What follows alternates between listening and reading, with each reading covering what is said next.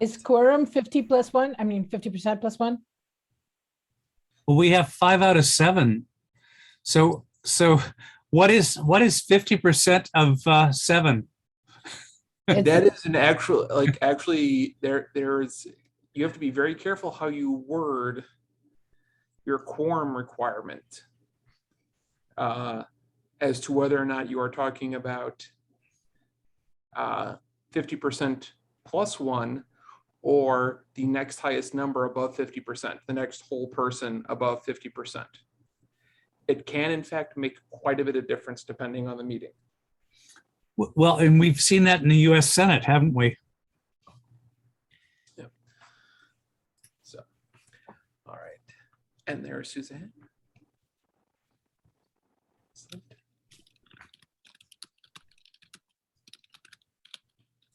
All right.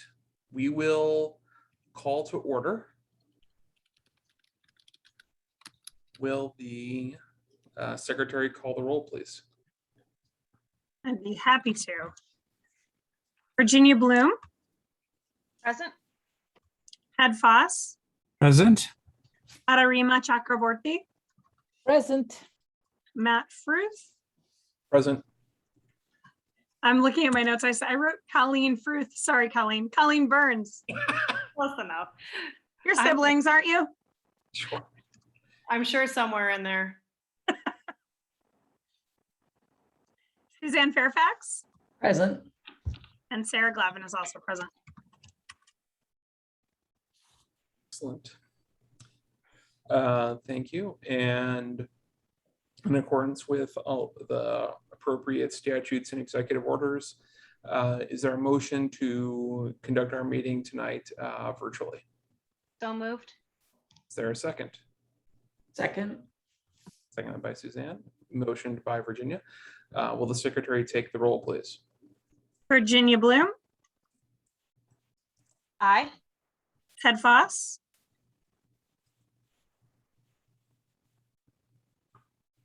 Ted, did we lose you? Aye. Madarima Chakraborty, Aye. Matt Fruth, Aye. Colleen Burns, Aye. Suzanne Fairfax, Aye. Sarah Glavin is also aye. Excellent. Thank you all. Moving on then to our approval of minutes. September 14th. Are there any, does anyone want to make any corrections or clarifications? How can somebody, maybe this can be done offline, but I just need more of a process about how to deal with minutes because it's just minor, like it's things were paraphrased. And so do we give clarifications now? What's the right way? Well, if you think something was not accurately reflected in the minutes are a very brief summation of what was said and related, highlighting decisions and action items. It's not a transcript. Right. That's why I'm saying, it seems not worth it, but I thought I would ask for future. Sure. If you see something that you feel like is not correctly attributed, or you want to make sure, like if you came to a meeting late and you were credited with voting on an item when you weren't there yet, that would be something you would want to correct. But we generally leave the summation and the paraphrasing up to Rita. But if there's something you want that you would like to have expanded or a little something, you can reach out to her and David before the meeting and can get it corrected or bring it up now. Okay. Yeah, there's nothing. It's, I get that it's paraphrasing and we're recorded. So if anybody really wants to see what we said, they can do that. I just, as I read it, I was like, not quite what I said, but it's recorded. It's all good. Okay. But Suzanne, I believe that these virtual meetings are recorded, but our in-person meetings are not. Is that correct, Matt? Correct. When we return to in-person, though, Dave and I have talked about this, it will likely do continue to have meetings, if we return in person to the Veterans Room, where there will be, whether or not we continue to record meetings for, posting online and that. So I think we have the technology available to us to record meetings in the Veterans Room. So that will be a discussion going forward. So, we have the equipment to do so. So it'll be a question of whether or not we want to execute that. Great, thank you. I just, we're not in person, so this is our time together. So is there a motion to approve the minutes? So moved. Moved by Sarah, is there a second? I'll second. Seconded by Colleen. Is there any further discussion? Hearing none, will the secretary take the roll, please? Virginia Bloom, Aye. Ted Foss, Yes. Madhurima Chakraborty, Yes. Fruth, Yes. Colleen Burns, Yes. Suzanne Fairfax, Yes. Sarah Glavin is yes. Okay. Thank you all. Next is public comments. David, I don't believe you did, or I know I did not receive any emails to be read during public comment. At this time, do any of our guests wish to address the board?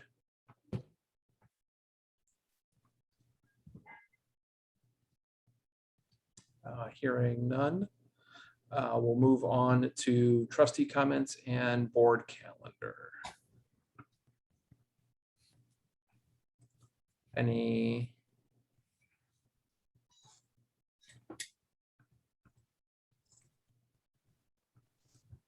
Anything of note from anyone that you want to bring up?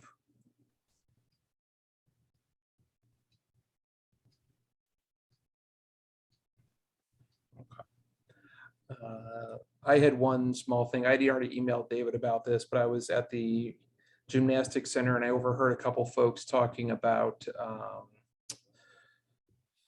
library reciprocal borrowing and membership in other libraries, and they were park district staff. And I was like, I thought I had an answer, but I wasn't sure. And so I wanted to pull up our policy on it, and we have not revisited that policy on reciprocal borrowing since 2002, David? I think it was. That is correct, yes. So I know I haven't looked at it in 8 years. Which still refer to the the MLS system that doesn't exist anymore. So I asked David to kind of take a look at it and make sure it gets revised up. So we'll see that next month. It was just one of those moments where I wasn't sure, and looking and came across. What was the question that the people had, Matt? Well, I think one of the park district staff was not an Oak Park resident. Right. And was wondering if they could go over and check out books. Oh, okay. Sure. Well, of And course. stuff like that. And that's what I thought, but I couldn't, but it was right at the end of gymnastics class, and my daughter came running out. And so I was like, I didn't have a chance to speak to them about it, but it is one of those things where I pulled up the information and I wanted, and I was like, oh, that doesn't seem current. So it was, yeah, we'll get it revised. okay. So that may come up in the next month or two, and people may wonder why we're looking at it now. And it was just one of those moments. So one we didn't think we would need to revisit, but would do. So anything else? Anyone has a comment or question from the calendar or some other item to bring up at the time? I do have just a small anecdote that I was really proud of. So I have a new job now, and in celebrating Hispanic Heritage Month, one of the team members actually did a presentation, and I know she happened to be formerly an Oak Park resident. She recently moved 2 weeks ago. out to Denver, but she actually used some of our resources. And then when I pointed her to some more, she actually felt comfortable as the presenter to present those to the rest of the company, sort of as the person doing that presentation from the perspective of her own heritage and presenting that to the company as something she was comfortable using. So I, was really proud of, the work that we had done. She was really excited to see that there were so many resources there that she could share with everybody. And on a very, very personal note, I danced with glee when I went to go pick up my son from Clubhouse the other day, and I saw a giant box of books from the Oak Park Public Library. And of course, my child was basically sitting in it, but I was really excited to see that that's something that, we're really in the community. It's nice when walking around the community, I just sort of accidentally run into us. So that's always fun. And I wanted to share those with you guys. On that note, I was walking and saw signs that were about the library, like lawn signs. And I was wondering what the background is. I didn't take pictures, so I can't quote them exactly, but it was like, the library is so wonderful because kind of. Well, we haven't produced lawn signs in a number of years. I'm not sure. Oh, maybe they're older. Yeah, I think, the last, gosh, Jody's on the call, but she might remember the last time we actually produced lawn signs was several years ago. There were Mine. 3 in a row. We, I think it was 2019. We try to do something a little different every year for September and Library Card Sign Up Month. And that was a year that we printed like a certain amount of lawn signs that had kind of value statements related to libraries in general. And they came in different colors, and we handed them out as part of that Library Card Sign Up Month. So that's why there are some still out there, very sturdy material. But it's not something we continue to do on an ongoing basis. It was like a promotion for that particular slice in or period in time. We had 2 And somebody Suzanne- stole one. And Suzanne, there was the orange one, the red one, and the blue one, right, Jody? You are correct, Ted. I think I saw all 3. It was kind of nice. It was nice on my walk home from a meeting at somebody's house. I think mine says libraries build strong communities, if I remembering correctly. Yes, Rita, yours is awesome because it gets that major high traffic right across from Fenwick. So thank Well, you. somebody stole, we had 2. Somebody stole one of them. Oh. Oh my. Of course, I was wanting one, but now I know that they're 2 years old, so. I think I have one that Sharon left behind for me that I could give to you, Suzanne. It's sitting on top of my file cabinet. I haven't brought it home. I would proudly display it. They're vintage. And then Suzanne, you could say, vote for me next time. Right.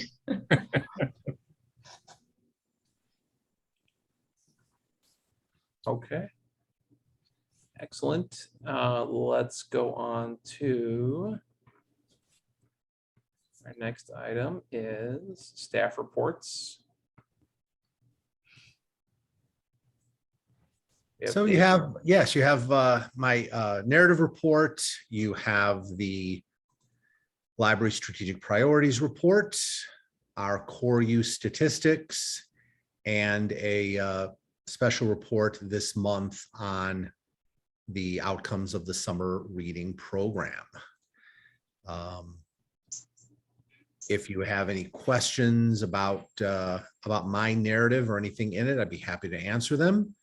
Or we can move on to questions you might have about some of the other reports. I had a question about the mandatory vaccine program. Sure. That the policy that we're going to present a little later. Yes. Mhm. Yeah. So should I just wait until you actually present the policy? Well, I guess it depends. I mean, there is going to be time for discussion then. But I mean, you're welcome to ask a question now about it. if you Well, want. it's not like a hard hitting question or anything. I just wanted to know if you thought that that if were we to adopt the policy or if there were mandatory vaccines, if that would affect services in any way, or stopping of services or anything like that. We do not anticipate anything like that. The information that we have at hand tells us that the majority of our staff members are already vaccinated. And we've shared our plans and the draft of the policy with all of our staff for review and comment period over the last couple of weeks. The responses that we have gotten have been very positive. I don't expect that there is going to be much of a difficulty, and I don't expect that. I mean, of course, anything can happen, but I really don't anticipate having to discipline any staff members for not getting vaccinated. Thank you. Sure. Questions on other topics?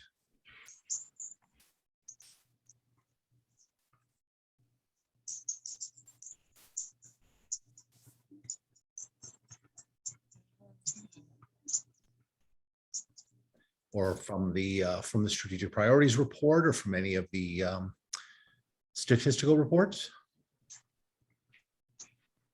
Is there any more about the Director of Equity position? You said you we are. Yes, I expect to have an announcement made on a decision within the next day or two. So yes, stay tuned, but the moment we're able to make a formal announcement, we will, and that will go out to not only all of you and staff and others that are connected to the library, but to the community as well. I'm hoping we're going to be able to make that before the end of this week. great. Yeah, I saw that you said the end of September. I'm like, well, we're at the end of September. Here we are. We're very, very, very close to making an announcement. Excellent. That's exciting. And I think everyone will be pleased. That's very exciting. Other questions? David, are we to the recap of the summer program? Absolutely, if you want to be. Sure.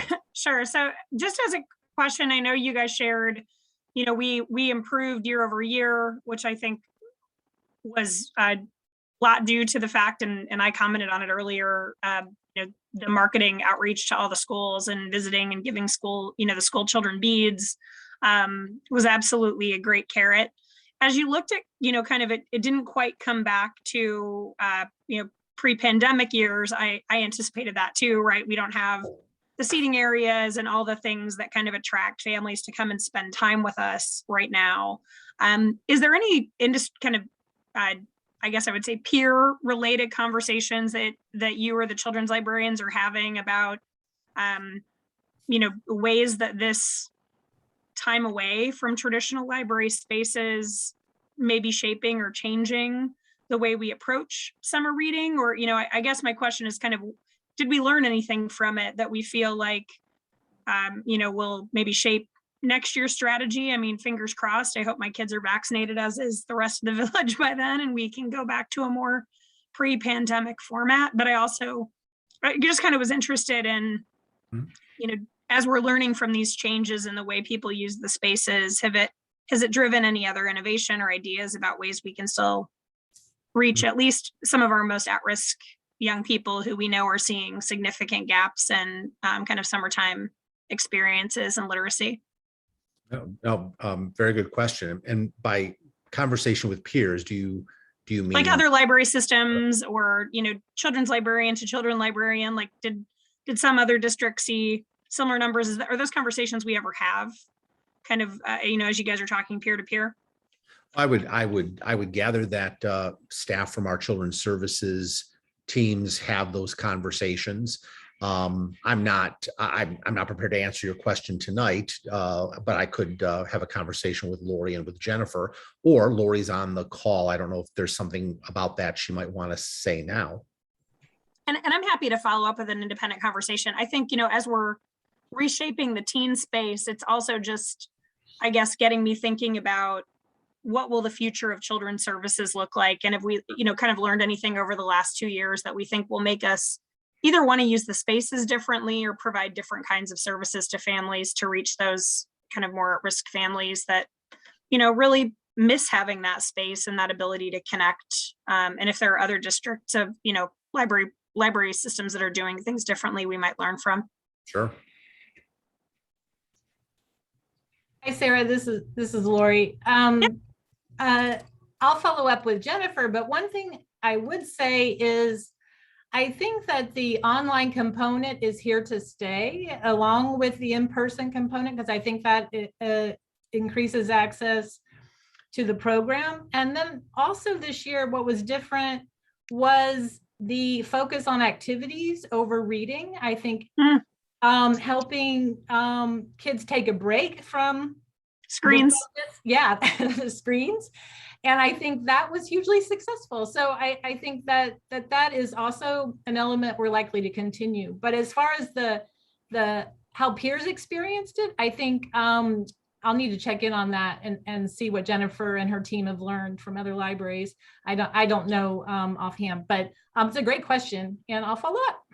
I think just one thing that came up and reading this made me think about it. I've been talking a lot to some friends of mine who are library service professionals in the Chicago Public Library system. And they've said one of the things that they've really grown during the pandemic was kind of their library of things. So they're now stocking, fishing poles and camera equipment and a lot of things that were really about kind of letting families reconnect differently. So I just was kind of curious of what we learned. If that's a topic for another time, I'd welcome it. Yeah, thanks.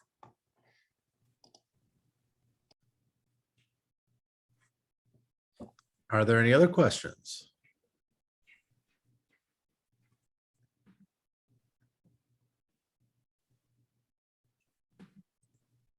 All right. Going on to financial reports. As always, we start with the descriptive narrative that Jeremy Andrzejkowski has written, and then that follows with all of the disbursements and other financial reports. And I know Jeremy's on the call.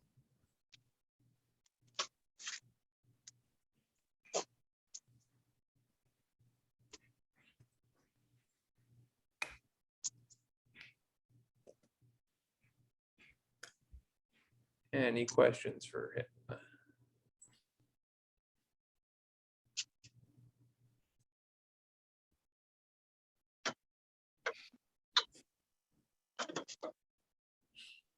I guess, hi, this is Madhurima. I wanted to clarify so that the $75,000, we were not expecting that, or we didn't budget for it.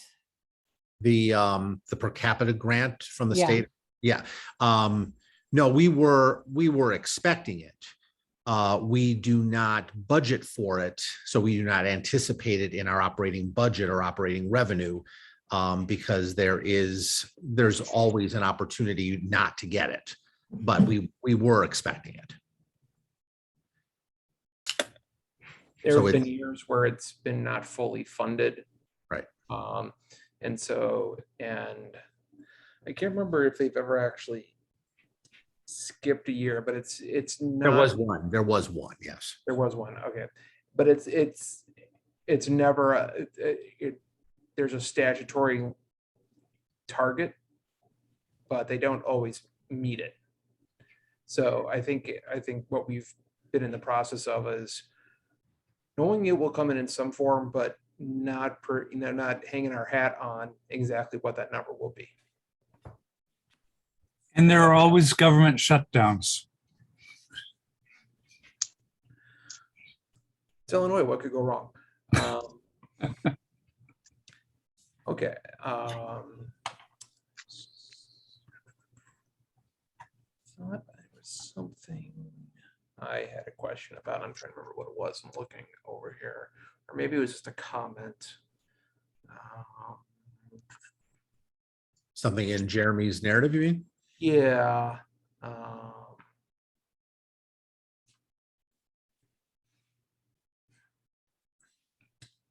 Okay, I can't remember what it was, but it was, I mean, it wasn't substantial, but it was one of those, it was more of a comment than a question that I needed answering, but I wanted to make a comment. I can't remember what it is. Rereading this again. I had a quick question, and this might be more of a Jody question. What does Orange Boy do? What's Orange Boy?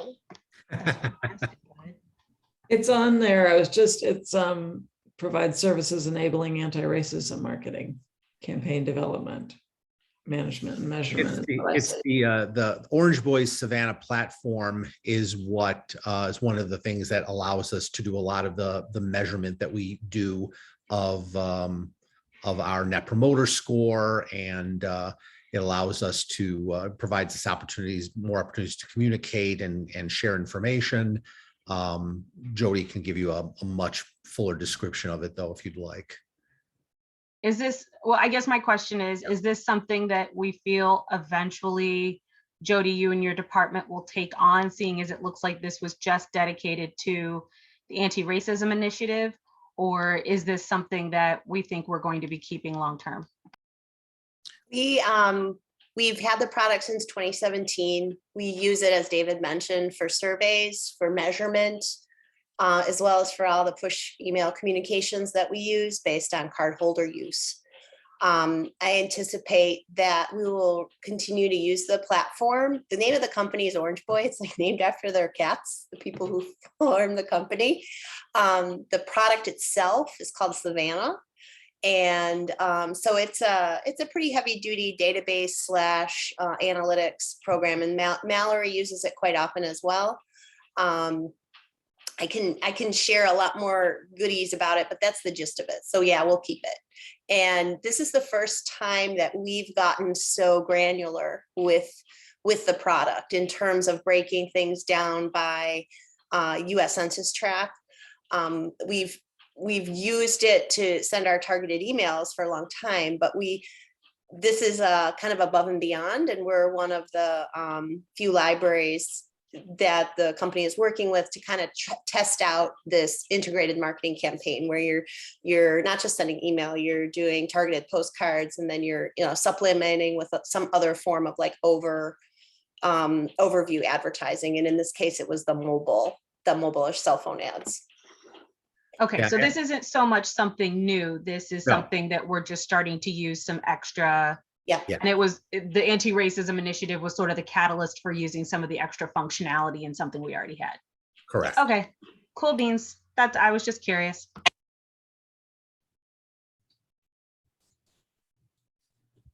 All right. Then we'll move on to our action item of the August 2021 disbursements resolution, which begins on page 22 and proceeds through page 45. Are there any questions? Hearing none, is there a motion to approve? So moved. Moved by Ted, is there a second? A second. I hear a second. Yeah. Hearing no further discussion, will the secretary take the roll call vote, please? Virginia Bloom, Yes? Ted Foss, Yes. Madarima Chakraborty, Yes. Matt Fruth, Yes. Colleen Burns, Yeah. Suzanne Fairfax, Yes. Sarah Glavin is also a yes. They are approved. Thank you all. Going on to reports, iGov. We haven't met since the last time all of us met, but we did have our symposium last Saturday in case anybody was able to be there. By all accounts, it was very successful, so 2 thumbs up. It was really great. It was. I was able to tune in for parts of it, but not the whole thing. And I found it very helpful and very informative. Colleen, do we know how many people were online? I haven't gotten the report yet, but I can email it out to you guys. Well, I can email it to Matt. Because when we had them in person, we would sometimes have between 30 to 70 people. So it'll be interesting to see.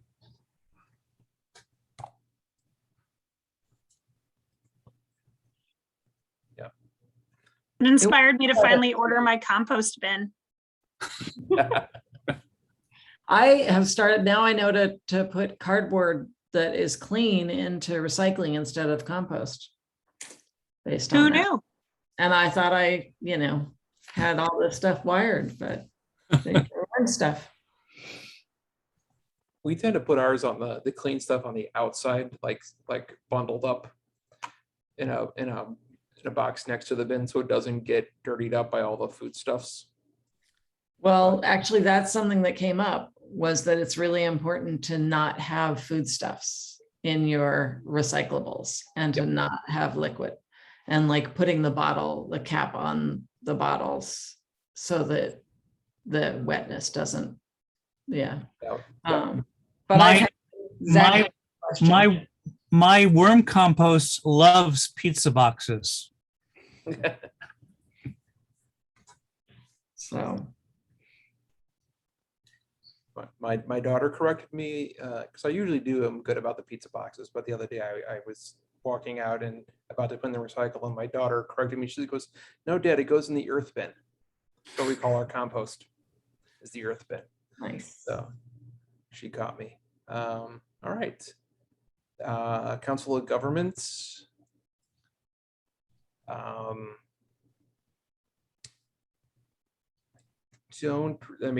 It met. I don't really have much to report from it. David? The conversation was really about federal ARPA funding. And we're actually going to follow up that conversation with another one next week. Vicky Skaman, the village president, is very interested in thoughts and ideas that the other agencies have about the priorities of the village regarding expenditures of those grant funds that the village will get. I think that a number of priorities have already been set and a number of decisions have been made, but I think that there might be other opportunities for achieving some other community objectives. And she wants to hear more about what the other agencies think about that. So we're going to follow up with another conversation about that next week. David, excuse me, this is Rita. ARPA is American Rescue Plan. That's correct. Yes. Yes, the American Rescue Plan Act.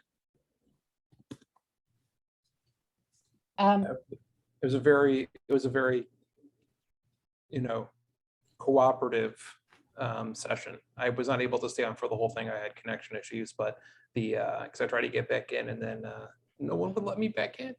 I guess it's a no readmittance pass. That's too bad. But yeah, no, it was one of the more cooperative discussions I can remember having at EdCog. So maybe not so friendly after all, huh, Matt? They just like kicked you out and then wouldn't let you. Yeah. But I was wondering what, I mean, you didn't mention any specifics. Are we gonna get some village-wide high-speed internet? What do you think, David? Well, that's one of the things I brought up. I didn't really get much of a response from the other attendees at the meeting, but I also followed up with an email to Vicky and said that there was an online seminar that I was going to attend, or an information session that I was going to attend. It's tomorrow, I believe, about that very topic. And so I sent her and others the information about that. And, you know, I'll bring it up again the next time we meet, and we'll see. Yeah, it didn't get a overwhelmingly positive response when I brought. No standing ovation for you, David, about. No, I'm afraid not. All right. But on that issue, please keep pushing. I will. Thank you. Yeah, thank you. Thank you for bringing it up. Sure, absolutely. ILA legislation advocacy. We have not met since in the last 2 weeks. We meet next week, but I sent everyone the document that the committee has produced, and we're working on coordinating our session during the ILA conference coming up, which is about how tips from legislators on advocacy, where LaShawn Ford has agreed to be a member from the House to speak to the Illinois Library Association, and we're waiting on someone to hear back from a member of the Senate. That will be October 13th will be that day. And that ILA meeting will be virtual, which I think also helped to make our case because it's also the week before they go to veto session. So, which will be at the end of October. But as far as legislation, have not heard of anything happening or moving around to that. So I'm not expecting to hear anything from there. So we'll definitely keep our ears out for that. Friends of the library. Meet since the last meeting. Okay. I'll meet next on Monday, October 18th. All right. And then our library employment report. I did have a quick question, and this might be something for, I'm guessing, Billy and David to chime in on. I know that in general in the economy, we're seeing a lot of churn. Do we know what we expect to see, and do we have a plan in place for backfilling anyone that may be leaving? Yeah, we've, in fact, Ted Foss and I were having this very same conversation in email earlier today. And what I said was that Billy and I have talked about it. We've expected to see some of the turnover that we've seen. A number of the people that have chosen to leave the organization since the pandemic environment has started to shift a bit are generally leaving for other opportunities and other organizations, some libraries, some other organizations, often opportunities that came up for them that just weren't available here in our library for them at this time. And at the same time, we are receiving overwhelming numbers of responses from the advertisements, the job advertisements that we're putting out. We don't anticipate that we're going to need to do anything that there's going to be any negative effect on our services right now. And we are working to fill positions as quickly as we can. Billy, is there anything you want to add to that? Yeah, I think I'll turn my video on too. I think I'd add that just some numbers to things, like with a number of the staff members who have left over the last month or two, it's actually allowed us to make some internal promotions. So like you might not see a lot of people being hired is because we're promoting from within. So we're moving people up or moving people into these positions, supervisor positions, for example, what you're looking at here. But then, they're coming from assistant positions or they're coming from clerk positions. And then we're posting externally for those. And for the clerk position that we posted in September, we had over 150 applications for that position. Or for those positions, we're going to hire multiple clerks because we're moving multiple clerks up to library assistants. And for the library assistant position that we posted recently in September, we received well over 100 applications for that position. I was a little concerned when you hear about they talk about the world being short-staffed right now, or that there being a labor shortage. I was concerned. I was concerned about how many applications we'd see for these postings, and that I saw this volume of applications coming in, and there's a lot of qualified applicants in that we're seeing. And so it makes me think that the library is still a desirable place to work. And so we're working through all those applications now. And so Billy, is that also because we're trying very hard to get this good pay equity program in place? Yeah, I think it definitely is a good thing. I was concerned because our library clerk position was posted as a $15 an hour position. So I was a little concerned about putting a $15 an hour position out there in the market right now, when I know some manufacturing jobs are offering $20, $25 an hour, and they can't fill them. So it's more than that. It's having the wages up where they need to be, but I think it's also the culture of our library as well. Thank you.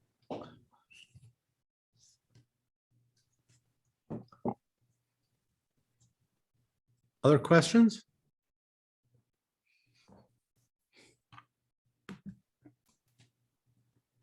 Okay.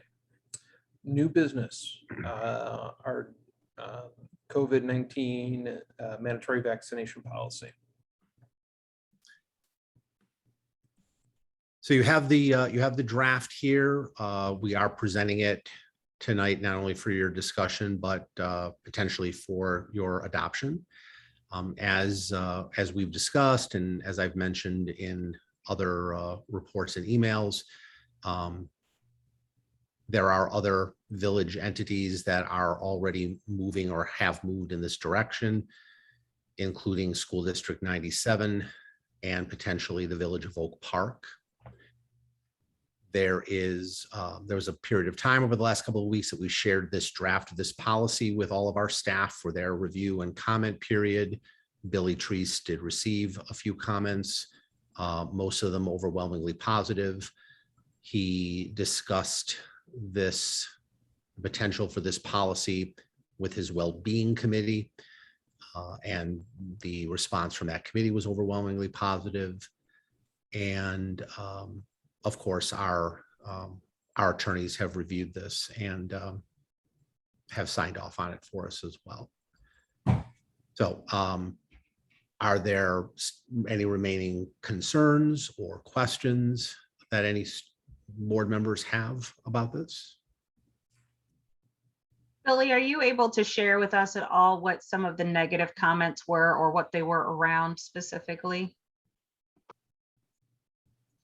Yeah, there was one staff member who was kind of questioning, does this policy get us to our, sorry, I don't know who's calling me in my office at this time. There was one staff member, and so it's only one staff member that I've heard from, where they weren't necessarily against the policy. They were just were saying, does this policy get us to our goal of getting more people vaccinated? And I don't know if that's the goal of this policy. The goal of this policy, I feel, is to provide some assurance to our staff and to our community. So yeah. So I mean, it's just more of a question. I don't know the vaccination status of that one staff member. I do anticipate having to have some conversations around exemptions, especially medical exemptions, and working through what accommodations might be there. But my guess right now is that we're well over 70% vaccinated and probably over 90% vaccinated, fully vaccinated here at the library. This would just allow us to provide that guarantee. Okay, thank you. And I guess my follow-up then, not 100% related to this, would be, are we planning on not advertising, but are we planning on sharing this information more widely with the community when we do know what that percentage is? We certainly can. I mean, what do you see as the objective there? Sort of to, what Billy was saying, somebody asking, does this get us closer to where we want to be as a community with our vaccination status? I think the library's taken a really good stand of being ahead of some of these things, making, our priorities known, especially keeping the community safe in the spaces that we have.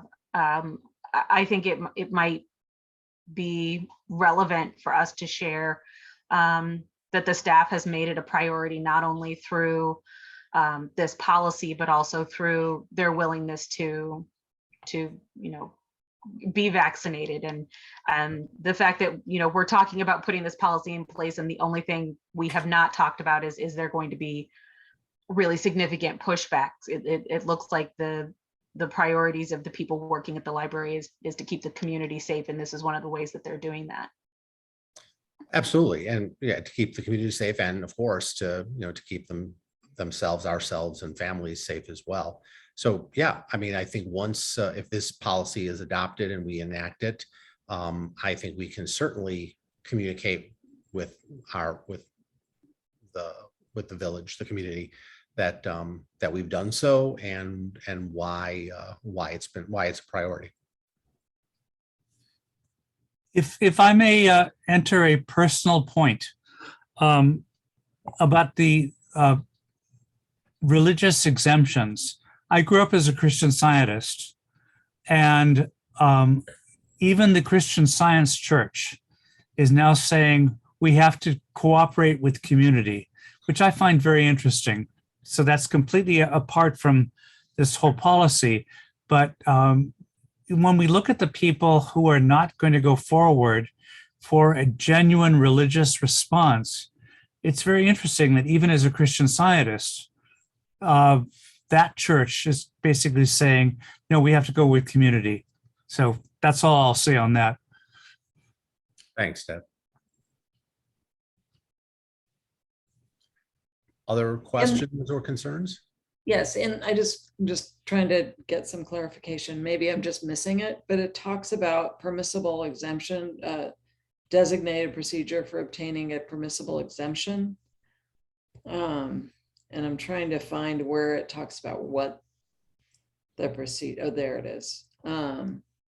So how will you deal with religious exemption?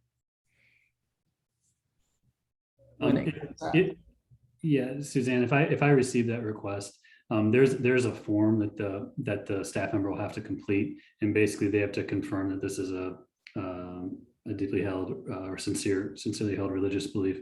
It also opens up a dialogue back and forth between us. It's not going to be a simple yes/no conversation. I think it's a form that they're going to complete, and then it's something that David and I will have to evaluate and see if we're able to grant that.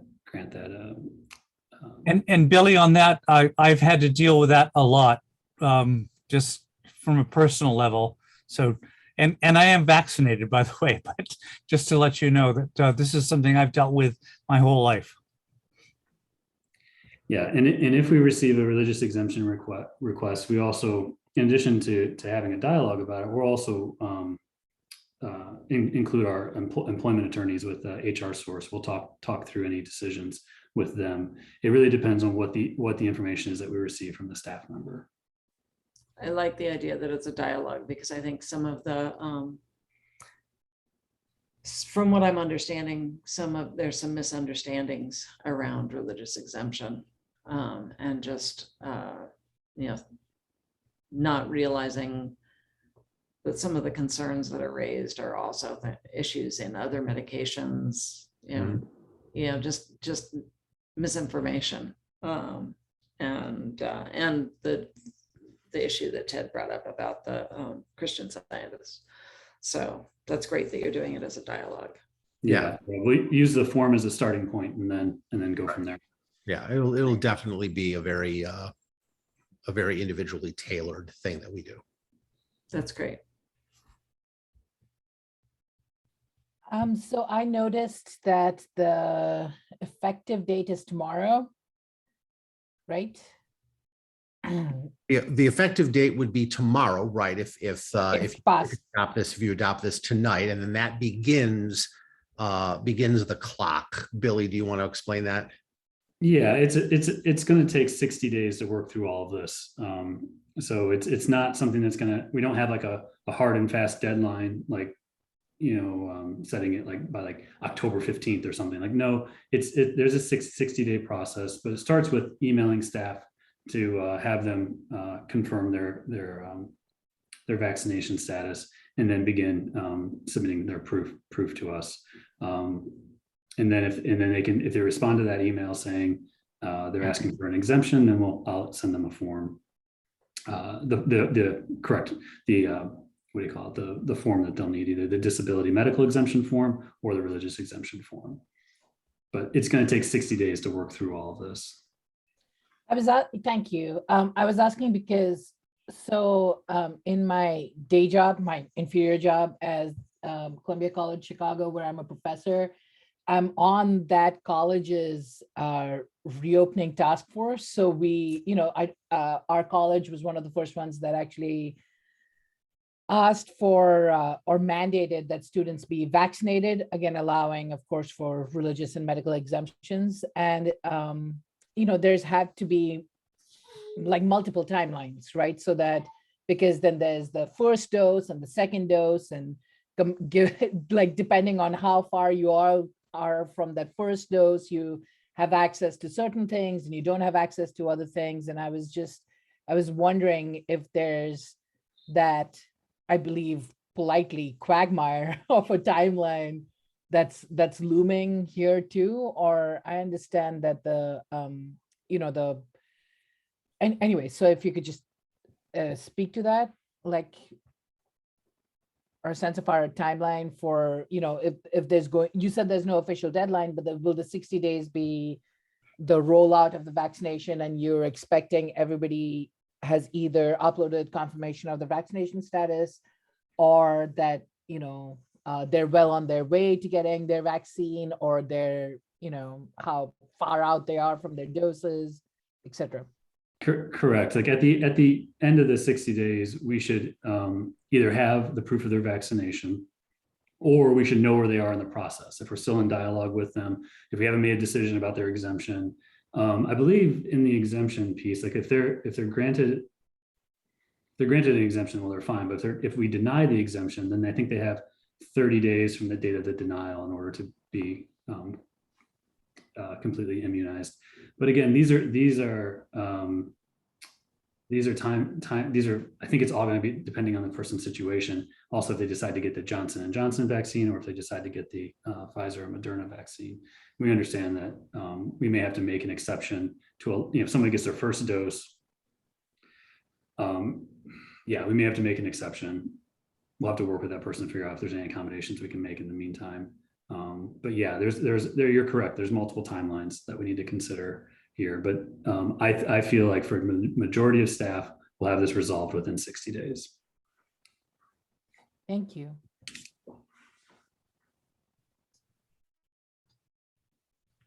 With that, if we are comfortable with moving forward on this, is there a motion to approve the policy as presented?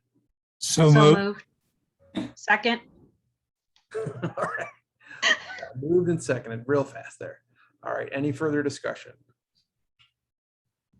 Hearing none, will the secretary take the roll, please? Virginia Bloom, Yes. Ted Foss, Yes. Madarima Chakraborty, Yes. Matt Frith, Yes. Colleen Burns, Yes. Suzanne Fairfax, Yes. Sarah Glavin is also yes. Thank you all. That policy is adopted. Moving on to our next item discussion, a library for all policy draft. So as I mentioned in my report, there were a group of about 17 or so policies, library policies, that were part of a formal audit, an equity audit that was conducted by Rashida Graham Washington and her colleagues at RGW. that took place earlier this year. And RGW provided all of their notes and responses to all of those policies that they audited.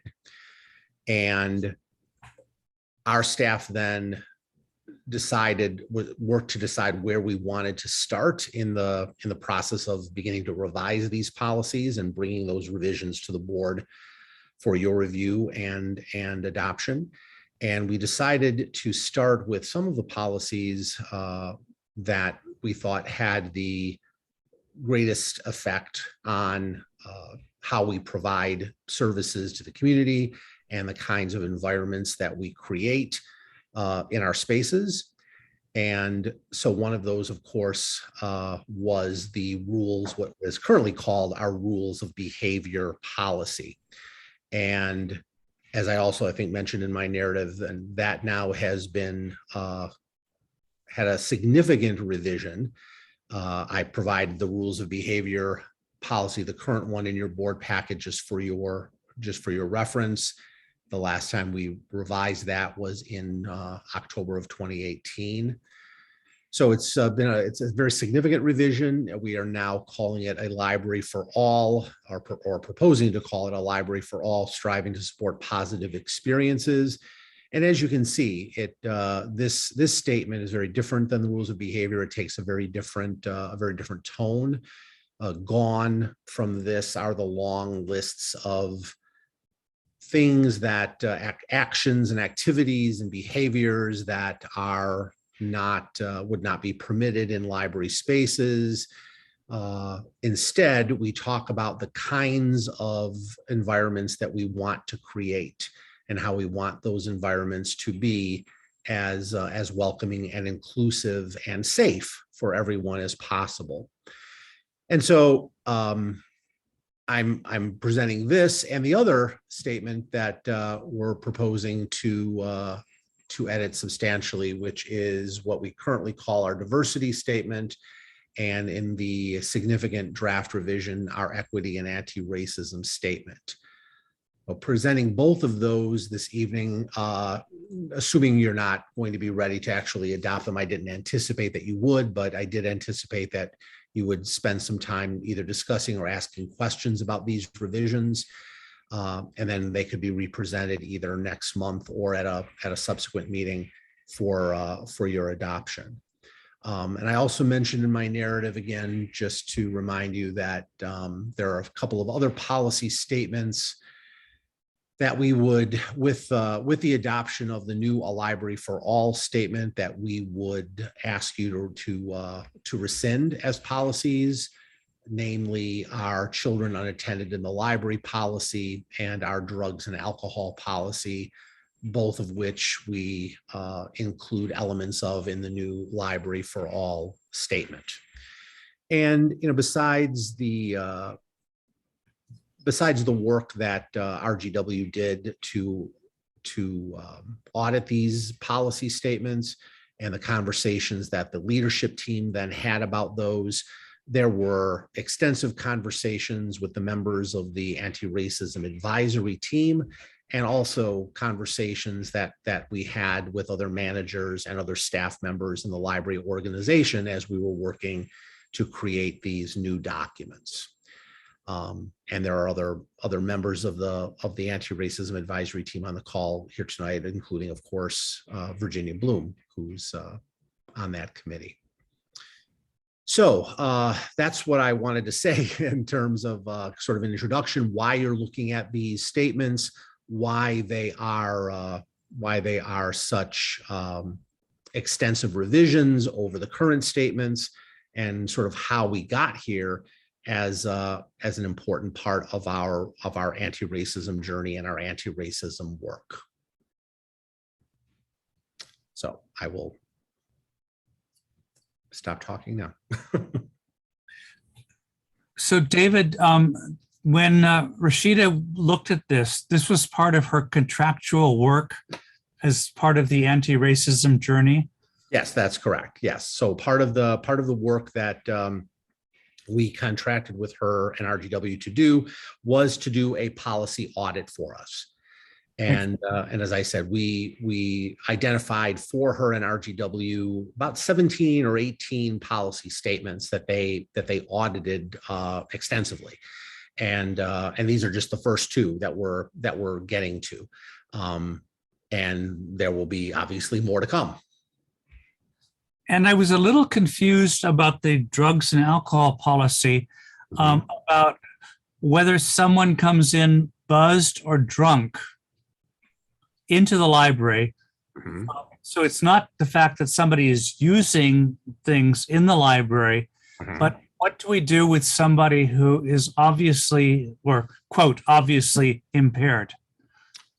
Well, I mean, I guess that's the key there, obviously impaired. I mean, we would presumably do nothing unless the behaviors or the actions of that individual were creating an environment that was preventing other people from using the library or are creating an unsafe environment. So I guess just the fact that someone might be under the influence when they come into the building is not, that in and of itself is not the issue. The issue is then what kinds of behaviors are they exhibiting that might, be in violation of the policy. So where do we see that in the policy, that somebody comes in and staff say, you really shouldn't be here? Where is that in the guidelines that we can just basically say, sorry, ma'am, you can't be here?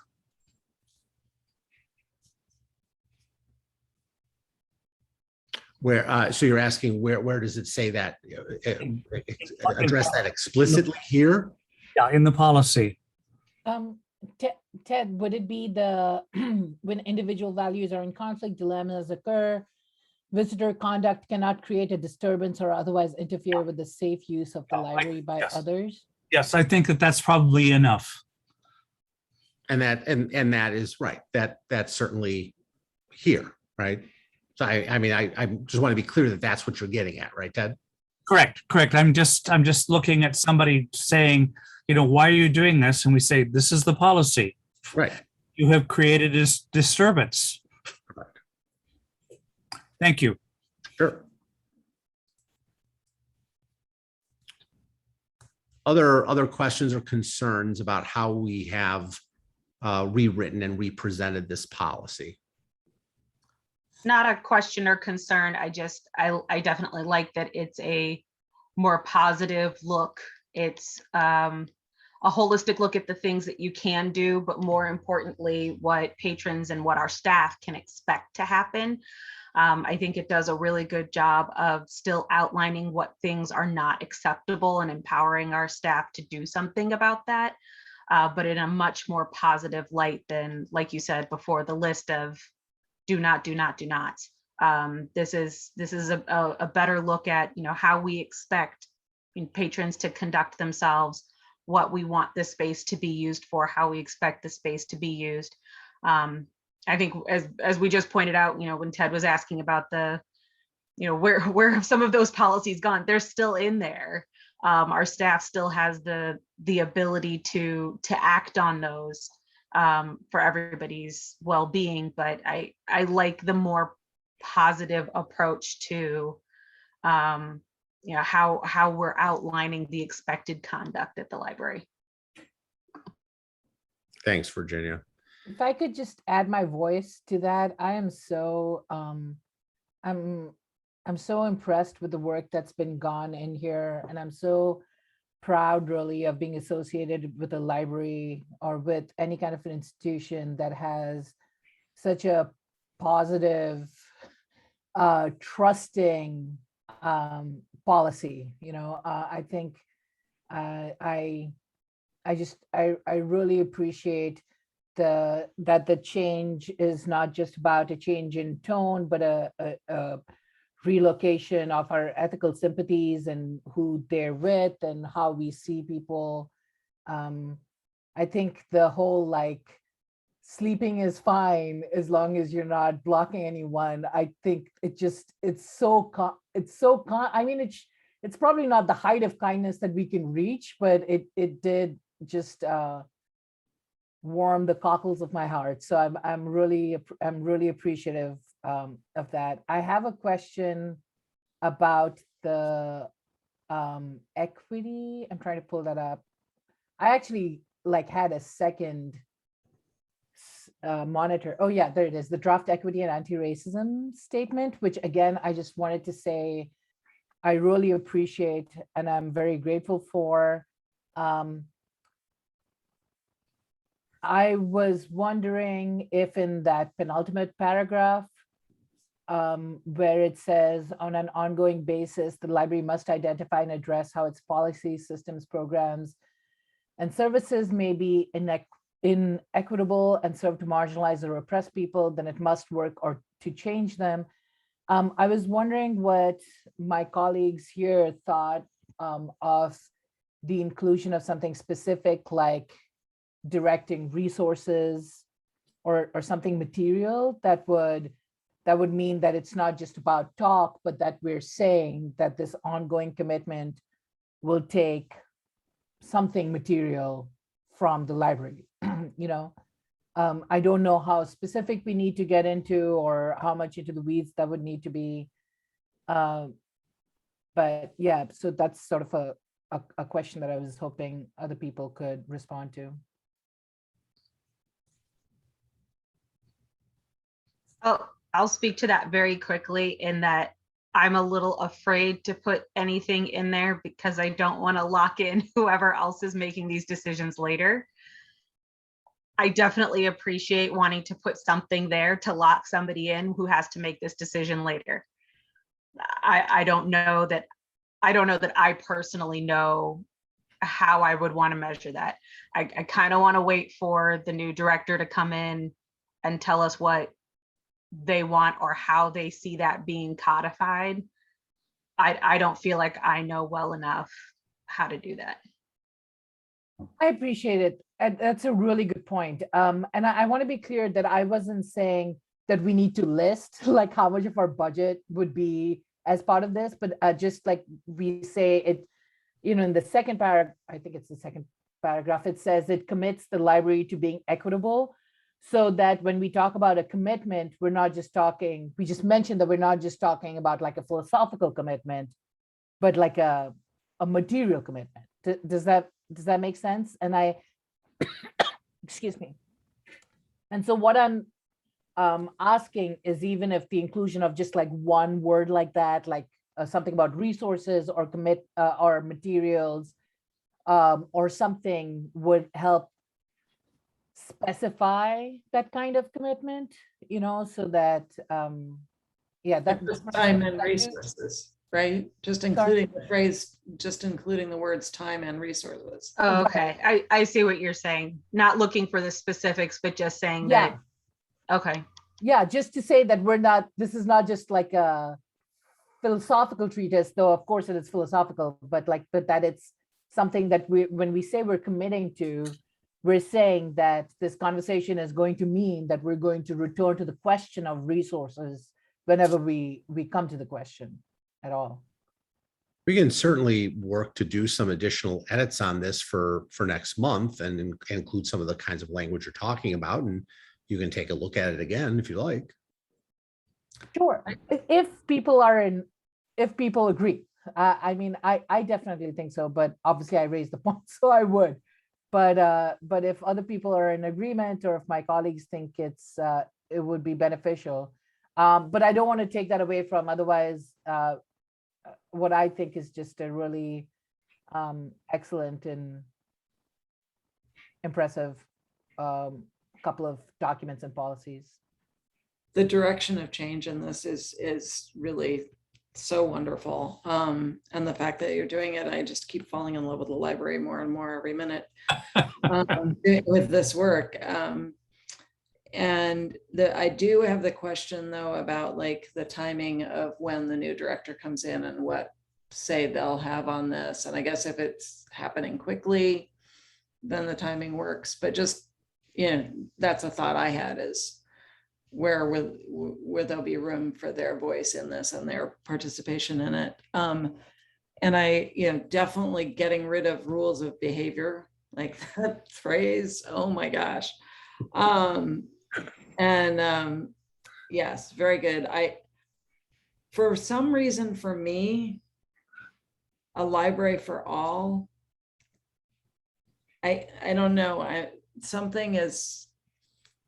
I'm having some hesitation about that, and I didn't know, kind of how that went because you've had, you've had the appropriate teams, you've had the people addressing this, so it's really not necessarily up to us, but I just wondered how that went, how that came up. Dan, one of the big lawn signs was libraries for all. Right. No, I understand. Yeah, The use of the word all has shifted in the last year. So there's something about it that kind of. It's a very interesting point you make. It's not one that has come up in any of the conversations that we've had with the anti-racism advisory team or with our staff. No one else has called attention to the use of that word in that way. But that doesn't necessarily mean that we couldn't rethink it if we wanted to. Yeah, I just thought I'd mention it because, my first response was, yay, let's get rid of rules of behavior. Absolutely. And the content of it is so lovely. Sure. Well, the positive approach and striving to support positive experiences, all of that, there's just something about whenever all is used in the context of something to deal with equity and diversity, it's been tainted, Okay. for me. Well, so yeah, I think we've scheduled another meeting of the anti-racism advisory team before the next board meeting, when we would represent this for more discussion. So I could, I think Virginia is just asking that question in the chat. I could, I'll be happy to bring these back and ask that specific question and, see what other thoughts the team members might have. So Suzanne, does all just have a detergent quality to you? It's the fact that it's been used in the past year or two in problematic ways. So yeah, but that's not to take away from all of the the detail and again the sleeping thing. Really, I was like, yes. I first saw sleeping, I'm like, oh no. And then I read it said is acceptable. I'm like, yes. It's just like there's just so many realms that has, such a positive influence to put that. I mean, I certainly fell asleep studying in a library in my past, and there's other situations that it can come up, and it's like, to not have somebody falling asleep as being illegal or unacceptable. It's just, and it's just a nice kind of framing of, here's a behavior, the behavior's fine, just what's the effect of it? What's the, how does it impact the community?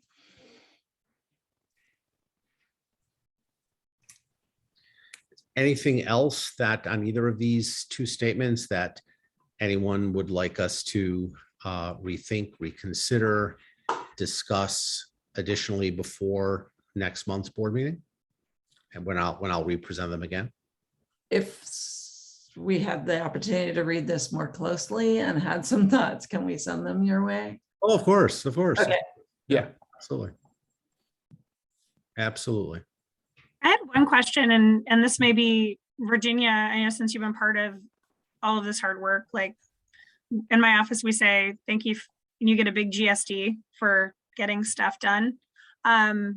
This is so much work I know went into this, but I'm just curious, as you've, clearly had conversations with the staff, were there any pieces that they wanted us to push further? I just, I think I've been unpleasantly surprised by some of their lived experiences as they've told us stories about how they receive some disrespect from patrons and frankly ways that I don't think are acceptable in the workplace. Were they happy with where this landed? Were there things that they maybe would have pushed on differently? I don't know that I can speak to exactly how the staff is responding to this. I think that would probably be better coming from a member of staff, but I can say the advisory committee has very much thought about making sure that the language in both of these empowers the staff to push back when patrons are not adhering to these rules. That's something that the advisory committee has very much been thinking about. Where is the piece of paper? Where is the policy? Where is the thing that our staff can go back to and say, see here, you understand that this is not acceptable. So I can say that from that perspective, the advisory committee has been very cognizant of how is this going to manifest for our staff specifically as they work with patrons. I don't know that we'll, at least from my perspective, I don't know how we'll know how it's doing until it's doing. Right. But I think also the advisory committee and, everybody that we've talked to has left a lot of wiggle room for things to be moved and things to be improved upon. I think a lot of that will fall into the purview of the new director. But wiggle room has been left for when this doesn't work, what can we do? The same way, we're sitting here pinpointing language and do we want to add 2-3 words? There's been a lot of that because we understand that this isn't really the living document until it gets to our staff and they're in one of those contentious situations. And, we have to show that, the library has a policy and we have, we're backing them up as an institution when they push back against these things. That's good to hear. Thanks for that. Can I ask, are these going to be posted somewhere in the library? And I apologize if I missed that. Physically posted as like signs, you mean? Yeah, I'm just wondering how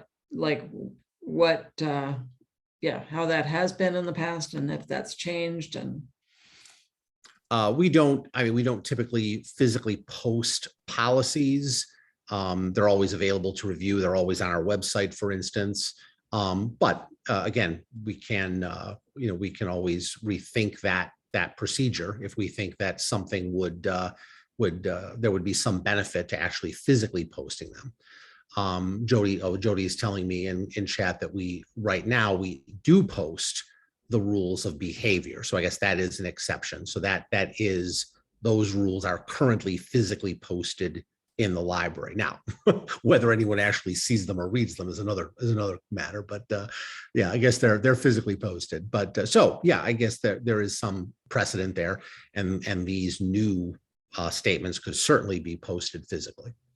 I wasn't necessarily advocating for it. I was just curious because the rules of behavior does seem like one of those things that's posted. Yeah, it's something that Jody and I always talk about and kind of always laugh to each other about, because anytime there is a challenge or a dilemma that we're facing, oftentimes a response, sometimes from a member of the public, sometimes even from a member of our staff, would be, well, if we would just post more of this so people could see it, maybe we wouldn't have these problems. And honestly, I think, I could post a policy on every wall and every door and every table in the place, and people would still say they didn't see it. So it's always like, how much of this, do you take literally or not? But anyway, we could, they can be physically posted. I was just wondering because, like I said, the rules of behavior seems like one of those that, is those in a negative way kind of posted. Right. So I was kind of curious what shift was happening with something that's a much more positive approach. Sure. And, and thinking that, I don't know, maybe it's something in terms of just having the information put out to the public, but so that more of the public can have, kind of, well, again, the warm fuzzies about the library that we're all having. Sure. Well, and again, a big part of all the work, all of the anti-racism work that we're doing is that part of it that is turning outward and changing our relationship with the community, the library's organization's relationship with the community, and how people use the library, how they experience it. And so absolutely there is that important communication piece. So, once we have a new statement that replaces rules of behavior, once we have a new statement that replaces the diversity statement, it's making sure that the community is told and understands that we are on this journey. These are important parts of that journey. It is changing who we are, and by definition, therefore, changes the way that we relate and the community experiences us. So I would say that there will be a lot of communicating about these changes so that people know that they're being made, right? And I will ask that the 10 commandments be posted in the veterans room. You will you? I'll be on the lookout for that. Thank you, Ted. Okay. Thank you, David. Sure. Thank you, staff, who helped work on that as well. And then we will go on for the equity and anti-racism. Yeah. Do you want? Do you? No. We can move on to the budget. Okay. All right. Quick question that just came up when you said the veterans room. Sure. Is there any consideration of renaming any of the rooms? Part of this? There's no active consideration right now. Okay. I just didn't know if that had come up. So Suzanne, are you thinking about becoming a major donor? No. There's been lots of conversations about renaming of things. I just was hearing the forest preserves in the county, having those conversations. So I was just curious. So again, not saying that couldn't happen, but so far that's not been a part of our conversations is the renaming of spaces. Not yet anyway.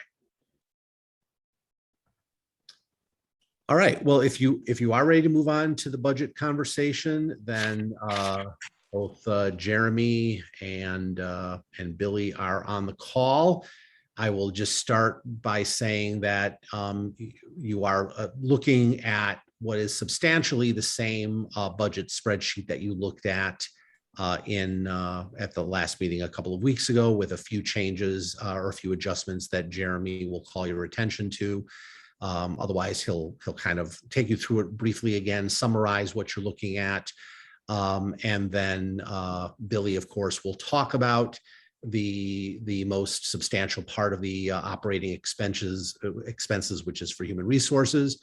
And from the questions that you had at the meeting a couple of weeks ago, he worked to prepare and include some additional information about salaries, wages, benefits, and pay equity.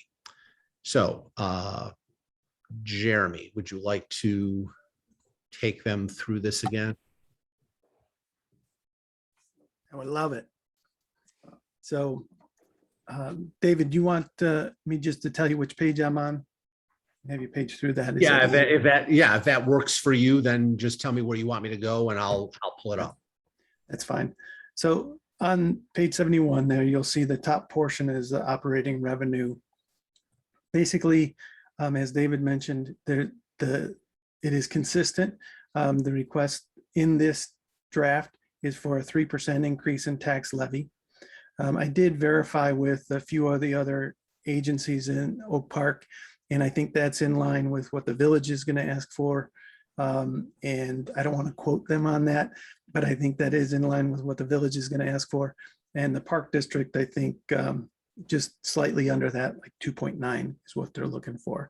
So the 3% is in line with the other major agencies. School districts, of course, are sort of set by CPI, so they're a little different.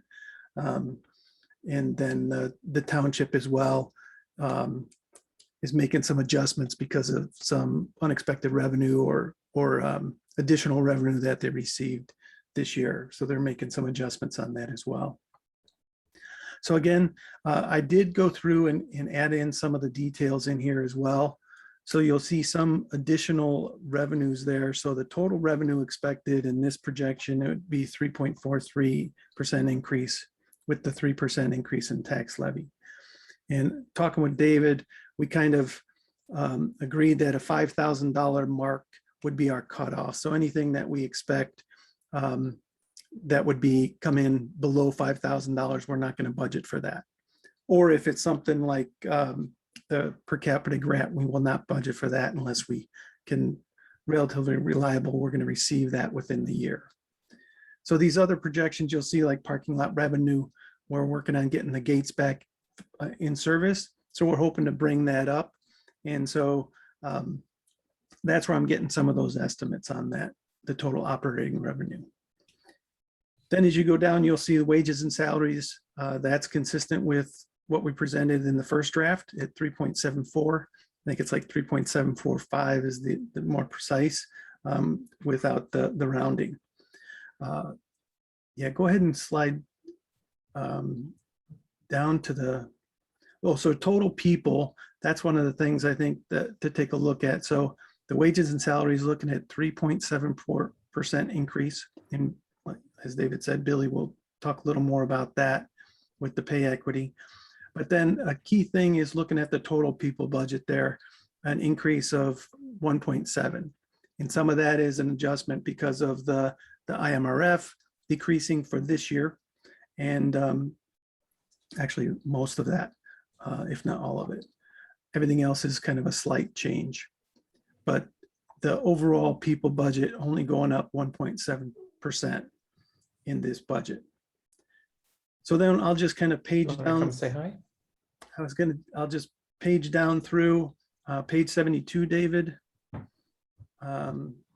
Total support services. You'll see we've made some adjustments and tried to get a little more precise calculations and estimates going for next year. And so the total support services budget decreasing by 2.39%. Library materials there on that same page, you'll see increasing 2.7%. And that's in line with kind of our general 2% increase as well. Facilities management made some adjustments on that. So supplies, we're making some adjustments just because of we expect to be under budget on some of those this year. So Jeremy, just for a second, does the chairman, Matt, need a little break? I had someone tickling my feet, so Nice. we're okay now. All right. So facility supplies, you'll see that decreasing by 5%, over 5% there. But then some of that money, we're just moving it into custodial services primarily. And then some of the landscaping, which this year, as you've seen before in the previous months, that budget line is going to be over budget because of the snowfall early this year. So we're making some adjustments to try and balance that out a little bit to make sure we're trying to get it on budget, on target. Overall facility services coming in at 2.58% increase. And a big part of that is looking at our custodial services increases. That hasn't been increased in quite a few years. We did go to RFP this year, and a couple of the majority of the estimates were right around 200,000 a year for that service. So ours is a little bit less, but then with COVID and additional cleaning, I think that's kind of where we're going to end up ideally for next year. So hopefully we'll be on target with that as well. Then if you go down to page 73, you'll see there at the very top there, total facilities management with those adjustments, still under 2% on expenses. Public services, you'll see a 48% increase, 48.72% increase. Some of that is we're moving social services. There's $20,000 that we use for contracting with Rush Hospital for free. Hopefully I don't get this right or get this wrong. the free psychological evaluations and additional help for people in the community. And that's something that the library offers for free in partnership with Rush. So that was always in special projects. So in this budget, we figure it's going to be ongoing. This is the second or be the third year we're doing this.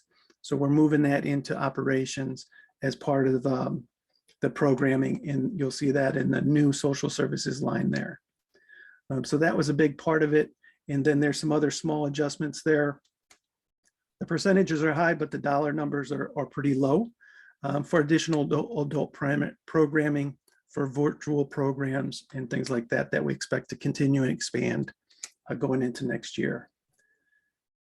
The next section, digital services, you'll see an increase there. Some of those funds were moved as well, but you'll see the equipment supplies, and Elizabeth is on the call too. So either her or David can speak a little bit more detailed about that. But again, these are slight adjustments. So it's a $5,000 difference from last year. So it looks like a large number, but overall, it's not that impactful in the budget. Overall increase in total public services is 11%. And then the next line there, total operating expenses, you can see through this budget is kept under 2% growth at 1.93. And then if you go down a little bit further, you'll see the total capital expenditures.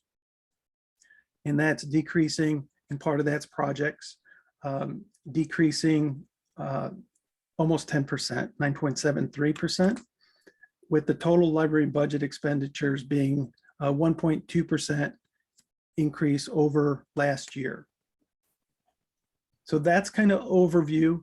There's a couple of things I know at the last draft we spoke about some of the potentials to defer projects. So all of these in there, David, if you go down to page 74. So these are all the projects, the highlighted section there that we have kind of marked out for next year. The capital asset study, that was from 2016, the last time we did that, and that was the cost of that study. So this, I'm hopeful that that would be less than that, but that's something that we could also defer if we want to run off the current 5-year-old plan, basically the engineering assessment there. Some of these other things we could actually defer as well. Let me go through a couple of them. So down 25,000 for epoxy coatings, that's to redo some of the flooring. We do have a quote to get some of the, like the public stairwell redone this year, and we're probably going to move forward with that as well. So this would be reduced, but we could also defer that. Most of that is the painted areas like in back hallways and things like that that are worn to exposed concrete. So that's something that may be more aesthetic, but over time, we want to get that done as well. But that's something that could be deferred. The next line down below that, 30,000 paint and finishes. That's some of the other stuff that you'll see worn, that everything from the service desks where there's scratches and the veneers are worn through. Some of the fabric panels on all different levels at the main library are pretty dirty and damaged. Below that, you'll see an additional $10,000 small meeting room. There's a nasty stain on one of them. And we redid the veterans room wall panels. They had not been done since the library opened. So we redid those in 2019. I believe we had that done, or early 2020. So all of those are new. So that too is more aesthetic. We could kind of defer that as well. The LED lighting upgrade, depending upon how the board feels about the sustainability initiatives, the 25,000, it would take estimated about 100 over the years. I'm assuming there's some increase in there too. So about $120,000 to make all of main library completely 100% LED. So that too could be deferred. There's a couple of those, like the brick replacement, mortar joints. Those are some of the issues that we would not want to defer because of leaks. And we do have budget in for, you'll see down below that, $50,000 there's a blister on the maze roof that the $50,000 would be an overlayment roof to repair that. And then the next one down there, replace carpeting throughout at the maze. That too, we can defer, more cosmetic. It's just how long do we want to go without those? So total here, then go down to the next page, David, and I'll speak to one other thing here. Talking with Elizabeth and the IT team there, the outdoor Wi-Fi infrastructure upgrade, that's something that the library would like to do to expand Wi-Fi. And there's been some discussion with the Park District, but to expand the Wi-Fi connection out into Scoville Park to get better Wi-Fi, better access outside of the building. This too could be reduced, and then we would look at just, hopefully we can maintain some of the funds here and expand the connection just outside of the building. So under the overhang at the main library and at Maze as well, to get some of that.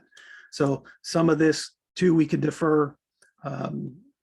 The other two here, technology and equipment, and then the infrastructure IDF, the IDF patch panels, that we would not want to defer too long, if at all. So those we would like to keep. Total all in here, if we reduce the Wi-Fi to 60,000 instead of the 100 as seen here. And then some of the other things more cosmetic, we could reduce the capital budget by $170,000 about there, which would bring the second draft here, capital projects from 612 to about 442. So that would further reduce the planned expenditures for next year, but deferring these projects going forward. So that's kind of all in a nutshell. If you have any questions on specifics, we can certainly explain more of that and talk about how you want to see moving forward into the next draft. But then, of course, a key component of that is Billy and what Billy will be presenting to you. Any questions on all of that? Yes, Jeremy, I do have a question. In the 2021 budget under security, there's $290,000 for cameras and such. Does the system going out the front door work now? The security system? No, that access control is for the key cards accessing restricted areas, accessing the building during closed hours. So those are the key cards and access panels, and then some infrastructure on that as well. So it is not about the security, the gate security. Okay. In this 290,000 does not include the cameras, upgrading Okay. all of the cameras as well. So if someone walks out the front door, the alarm does not go off. Correct. Okay. Yeah, I think that's been a problem for several years, correct? Yeah, David, you might want to speak to that a little more, but I think that is planned more than just a matter of. I'm sorry, Ted. I apologize. I thought we've kind of had these conversations and we've talked about the fact that we have intentionally not replaced any of the alarms for any of the materials security. We don't have any plans to re-engage any of the alarms regarding material security. So in other words, if the concern is that people are walking out with materials they haven't checked out and that alarms will go off, we've been intentional for several years that's not a part of our plan to do that. And I did understand that, and we don't have a huge loss, but I look at that $290,000. I just wanted to know what that was for. And as right, thank you. And as Jeremy explained, that is because our internal security and proximity system, staff moving through the building and having access to various areas of the building, how we manage locks and entrances to various meeting spaces, all of that is in great need of an upgrade. And so we've been working for the better part of the last year to figure out what kind of a system we need and to put it in place. So that's what that money is for. Okay, thank you. Yeah, the system that runs on, Ted, is no longer supported at all. And there's no way we can upgrade and continue to use that system. So it's last life breath for that system. And we do plan on, we have a plan to upgrade that system. So we're just waiting for final numbers to make a decision on moving forward with that project for this year. So we're hopeful to get that through as well. Any other questions on any of that? Yeah. Oh, go ahead. Sorry, Suzanne, do you want to go ahead? I can. Go. Hi, Jeremy. How's it going? Hello. Good. Hi. So I noticed in your report that it said that we had a credit, I'm reading here, credits totaling $22,534 were received for floor work that was not completed. So so there was some floor work that was not completed. That's what I got. So how does that affect that whole, when you were giving us the breakdown of work that could be put off a little bit, you had mentioned floor work. I don't know about all floor work. So I was just wondering, if we already didn't do some, wouldn't that be something that we would need to turn to pretty soon? Sure. The epoxy coatings on the concrete floors, that's what I was talking about, deferring, like the back hallways. What the credits were for was part of our custodial services for maintaining the majority of the floor in the library is the eco surface. It's a rubber surface, and that needs to be stripped and sealed a couple times a year. And it's that coating, the stripping and sealing. So it's the regular routine custodial service that did not get done last year. And so the company we were working with before, they credited that back to us. And so we just contracted in August with a new custodial service. And so that cost will be in this next budget as well. So that's for the regular routine floor maintenance, not the long-term epoxy coating that we would see on a concrete floor. Okay, Does perfect. that make sense? Yes, absolutely. Yeah.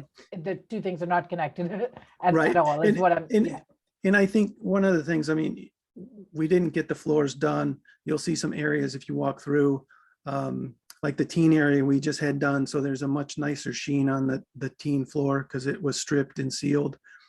The rest, you'll see some other areas where it's worn down and looks really dull. If that doesn't get done, eventually that will damage that floor.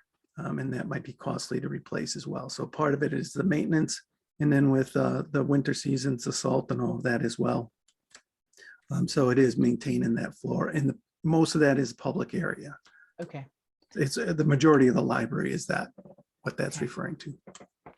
I also had one more question, and that was about one of the budget items under the public services.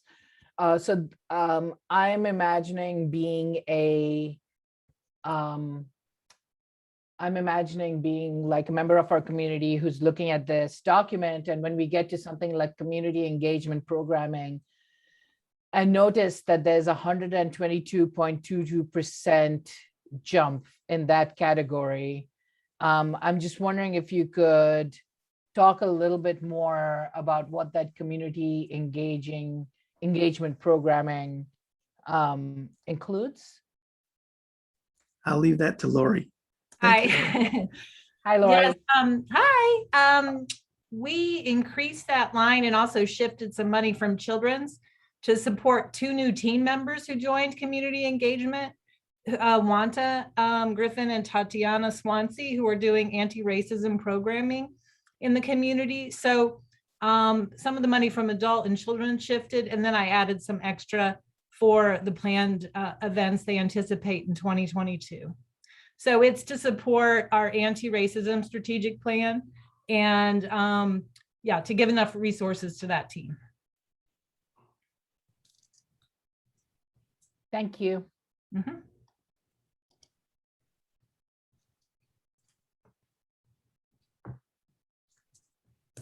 So that was one of the questions I had. So yay, Matarima, thank you for covering that. The other one I had was when you were talking about the park district and the Wi-Fi into the park, and was wondering, is there any chance of the park district helping, and somehow budgets coming from both places, since it's a park and it's the library? If they are, we're having discussions with them, and yes, if they are ultimately interested in working with us to extend the wireless signal back through Scoville Park again, then we would work with them to on the expense side of that.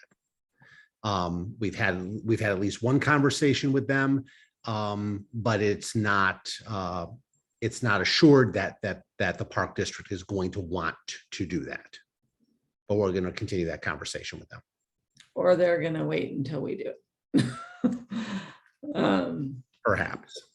Okay. Well, what we've said to the park district is that it is our intention to improve our wireless signal outside of our library building, throughout the plaza area, particularly, and toward the front of the library, so that particularly at certain times of the year, people can use that signal outside as well and effectively as they use it inside.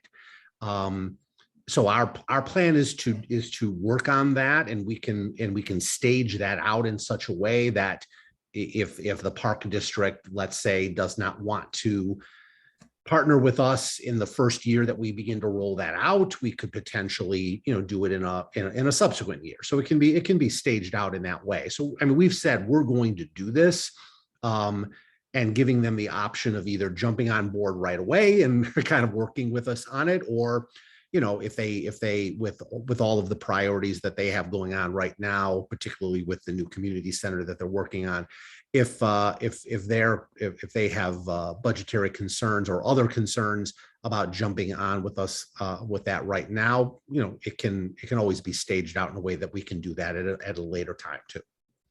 That makes sense.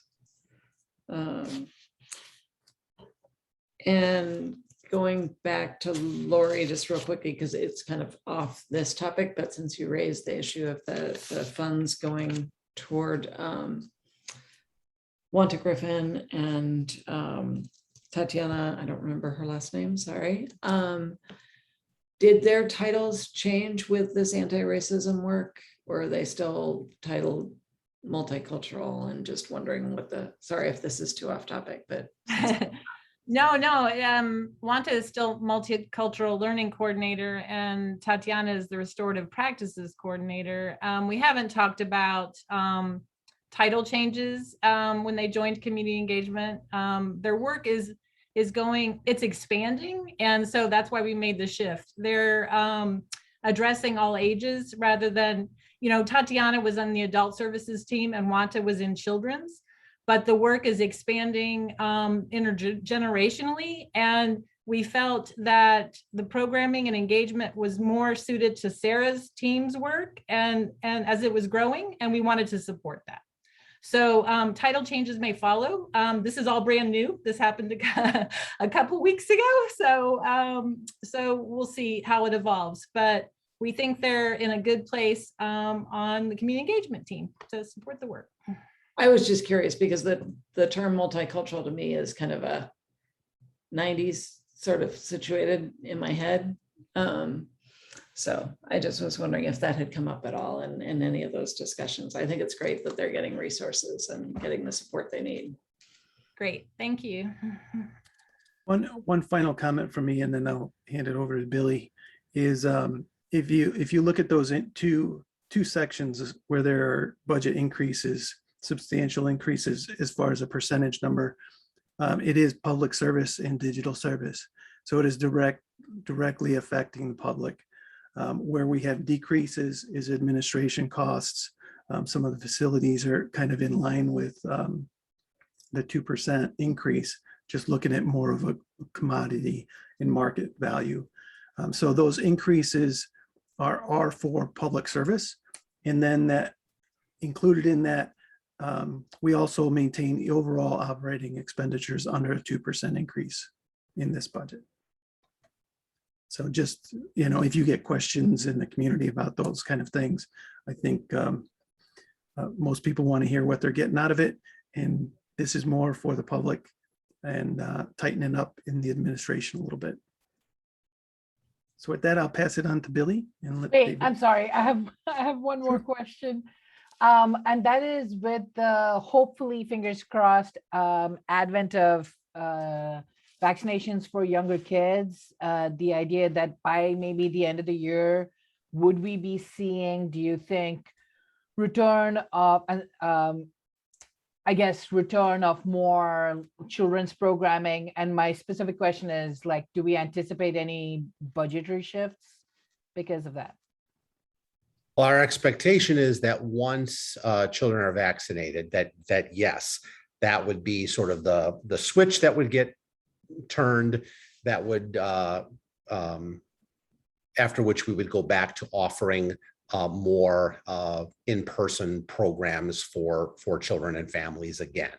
But I think that the budgeting that we're doing presumes the amount of programming that we would do for a year, whether they're in person or not. In other words, and I'll let Lori expound if she wants, but I don't think that that in-person programming necessarily means or would require some significant increases in the amount of money spent for programming, because honestly, the biggest expense there is what we pay people to provide the programs, not the use of spaces or the use of materials or the use of supplies. Would you agree with that, Lori? Yes.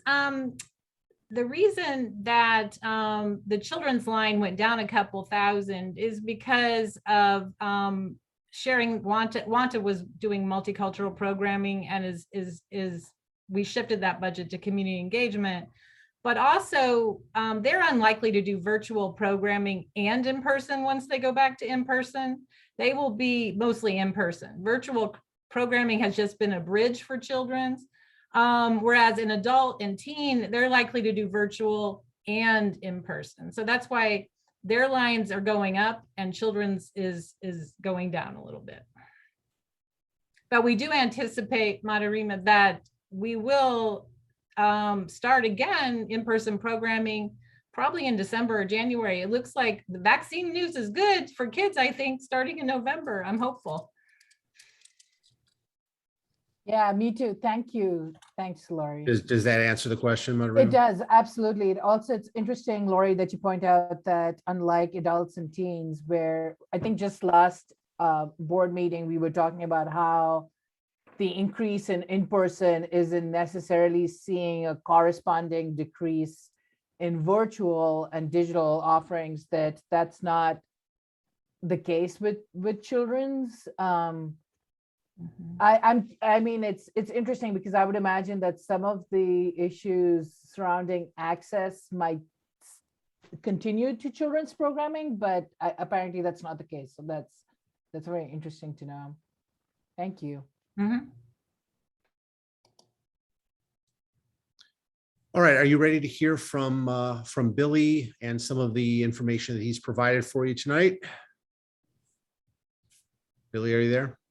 Yeah, I'm here. I was just waiting for like a resounding applause or cheer. Oh, Billy. Yeah, thanks. Where do you want to start? Go ahead and start with the wages and that grade assignment. I'm sharing this kind of for, I think Madarima had asked for this information. It's helpful to understand when I talk about grade 1 or I talk about grade 3, you can kind of see what salary or wage we're looking at for 2022. So that's for informational purposes. And then you can also see what positions are assigned to which grade. So that's what we're looking at for 2022. Yeah, so I don't know if there's any questions on this. I'm providing it more for informational purposes. Okay, going on to the next, go on to the, that page there, yes. So I'm presenting information that's similar to what was it, 2 weeks ago, but with a few new options to consider based on some of the feedback we received from the last meeting. Oh, so before I get too far into this, thank you for having me back to talk a little bit more about this. Again, what you're looking at is something similar to 2 weeks ago. It's your ideal distribution. If we were at a perfect bell curve, that's what it would look like, versus the current distribution chart. The current distribution chart is showing you if we took the wages as of September of 2021 and applied our 2022 market assumptions, that's what our distribution would look like, where a majority of the staff are below the 50th percentile. And that's okay. That's why we look at doing market equity increases every year, so we can correct for this. I do want to point out one thing about what you're looking at. It's similar to what you saw 2 weeks ago, but it's slightly improved. It's because I discovered an error with one of my grade 1 calculations, and you can actually see this better on if you move to the next page. There you go. So in the last version of this, the 21 library clerks that are in grade 1, there's 21. You'll see that they're in the second quartile now. The previous version of this, they were in the first quartile. So I just wanted to point out that it actually, because of the error in my calculation, we were able to correct it, and they're actually in the second quartile, which is we still need to look at grades 1 and 2 and what increases we can do for them, but they're starting out in a better position. So just wanted to point that out. So because of the 21 pay grade 1 library clerks that moved from the first quartile to the second quartile, we now have 77 staff members in that second quartile, or what is that, 102 staff members that are below the midpoint. And you can see that breakdown by the pay grades here. And yeah, again, this is all similar to what I presented 2 weeks ago. So if we go on to the next page. Hey, Billy, can I interrupt you real quick and ask a quick question? Yeah, sure. I know earlier we talked about churn and you said that there were going to be some internal promotions. Do we see any of that moving some of these people across that midline? So it's a good question. But what happens in most cases is that if there's internal promotions happening, they're moving from like their current grade to a starting position in a higher grade. So they're moving, how do I say this? Like they're moving up a grade and they're moving up in pay, but their position might actually decrease because they may be, let's say, like in the second quartile for an assistant.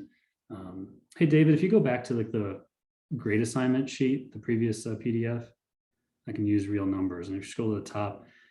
Yeah, I see what you're saying. Like the grade may increase, but they may still fall into the same quartile based on the change in pay. I think my question is more, are we able to take advantage of people changing positions and changing grades to readjust their income so that they're not below that midline, or is that not something that we're able to do? I'm having trouble following that, but I think I understand what you're saying, but can you say that one more time? Just if we're promoting people, are we able to promote them to a point where they're not below the midline? So if we're changing their job title, we're changing their pay and everything, is there a way we can start them, at least maybe not in that first quartile in the second, or is there anybody who's so close to that second to third that we could make a small alteration while we promote them to move them into that third quartile? Yeah, now I understand what you're saying. Not really. And I'll say why it becomes complicated, because there's so much wage compression that's happening with a lot of our staff. And bringing in somebody new or promoting somebody into a position, let's say you're promoting a library clerk to a library assistant. I can't promote that library clerk to a library assistant and start them at a wage higher than people that are currently doing the job. So I can't like leapfrog them above where a lot of our staff currently are now. I actually just had that situation happen with a library clerk where, yeah, I would love to pay our library clerks more who are moving into assistant positions, but we have to move our current library assistants who have been in these positions for, over 3 years, over 5 years. We have to move them above the midpoint to make room to bring in people, into these new positions beneath them. So that's why moving everything forward, it's creating room to bring in new people, and a little bit more leeway. You don't have to start them in the first quartile. Maybe you can start them in the second quartile. Yeah. So in order to get a better starting position for promotions and for new hires, I need to create some space from where our current staff are at in those grades. Okay, thank you for explaining that. Yeah.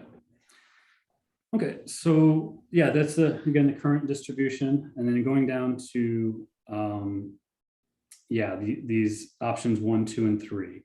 So we looked at the pay grade details about where everyone was falling. We said we need to do a 2-tier market equity increase. We're going to do different pay increases for those who are in grades 1 and 2 versus those who are in grades 3 through 7.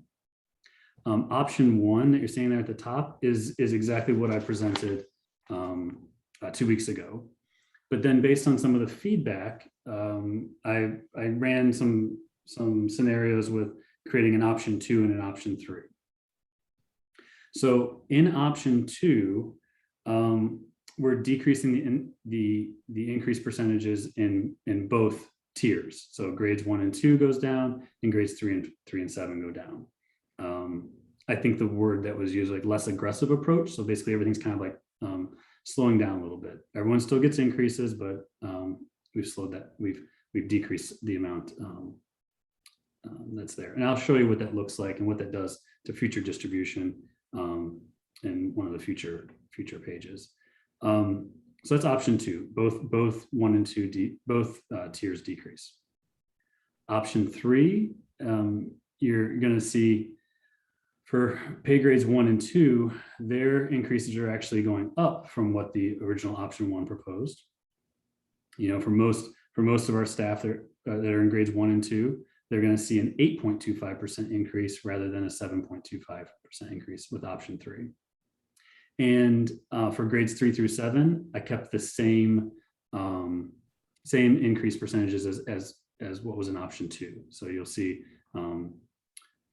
in options 2 and 3, the increases for grades 3 through 7 are the same. So that's just kind of what you're looking at there. So what happens when you take all of these increases and apply them to our staff who are in these pay grades? That's when we go to the next page, David. So this is the future distribution for option 1. This was the recommendation from 2 weeks ago. It's the recommendation. It's what I'm still recommending, and it's what's included in the budget you just reviewed with Jeremy. But so you'll see that when we do all of those increases, it's going to cost about $191,000 and about 3.5% increase to the wages and salaries line. You'll see for those in pay grade 1, they're just below. There's 16 employees that are in the second quartile, but they're just below that midpoint. I think they're at like 1609 when the midpoint's 1623. So they're right up against it. They're just not over it. But then for those in grade 2, you'll see those 23 library assistants did move above the midpoint. So they're just over $20 an hour. And then you can see what it does for the rest of the increases. And then option 2, this is option 2. Remember, option 2 is the one where both tiers decreased. So we're doing less for those in grades 1 and 2 in terms of increases, and we're doing less in grades 3 through 7. It doesn't have as much of a detrimental effect on grades 3 through 7, but you can see the effect it has on pay grades 1 and 2. When you start decreasing, like we need to do larger increases, at least for grades 1 and 2, to get them above that midpoint. And if we don't, you've got all this wage compression that's happened. They're sitting below that midpoint. And again, these are staff members that have been here, 2, 3, 5, 7. I mean, they've ranged basically, you name it, years of experience, it's there with our clerks and assistants. So that's option 2. It is less expensive. It's about $149,000 annually. And it's about a 2.7% increase to the wages and salaries line. I want to be clear about something though here. I put this together for illustrative purposes. I am not recommending this. This is just, I put this here for consideration to see what happens if you were to kind of take the less aggressive approach and provide something, but yeah, I think we need to do more in order to at least move our grades 1 and 2 above that midpoint. So then there's option 3, which is, let's take a look at option 3. This is interesting for me because in option 3, remember, this is where we in pay grades 1 and 2, we actually went up with from the original recommendation from 7.25% to 8.25%. And what that does is it pretty solidly moves staff that are in pay grades 1 and 2 above the midpoint. And I think, I think there's also enough space, looking at grades 3 through 7, I think there's enough, no one's in the first quartile in this example. So this was interesting. I think this is something you can consider. It's going to cost slightly less than what option 1 does. It's $178,000, and it's about 3.25% increase to the wages and salaries line. The difference with this one is that there's about it's about where are you focusing your increased dollars, and more of that is going to pay grades 1 and 2 in this scenario. So I just talked a lot, and now I want to hear your questions. Ellie, I have a quick question on option 3. I appreciate you first and foremost taking the time to lay this all out. I think it's really helpful to kind of work through different scenarios and understand, right, the tension that we're navigating and continuing to be forward thinking about addressing this issue while at the same time being sensitive to community feedback about overall costs. Do you work through that and we see kind of that third quartile move in pay grades 1 and 2? One thing you talked about was kind of that wage compression concern that's happening in other places.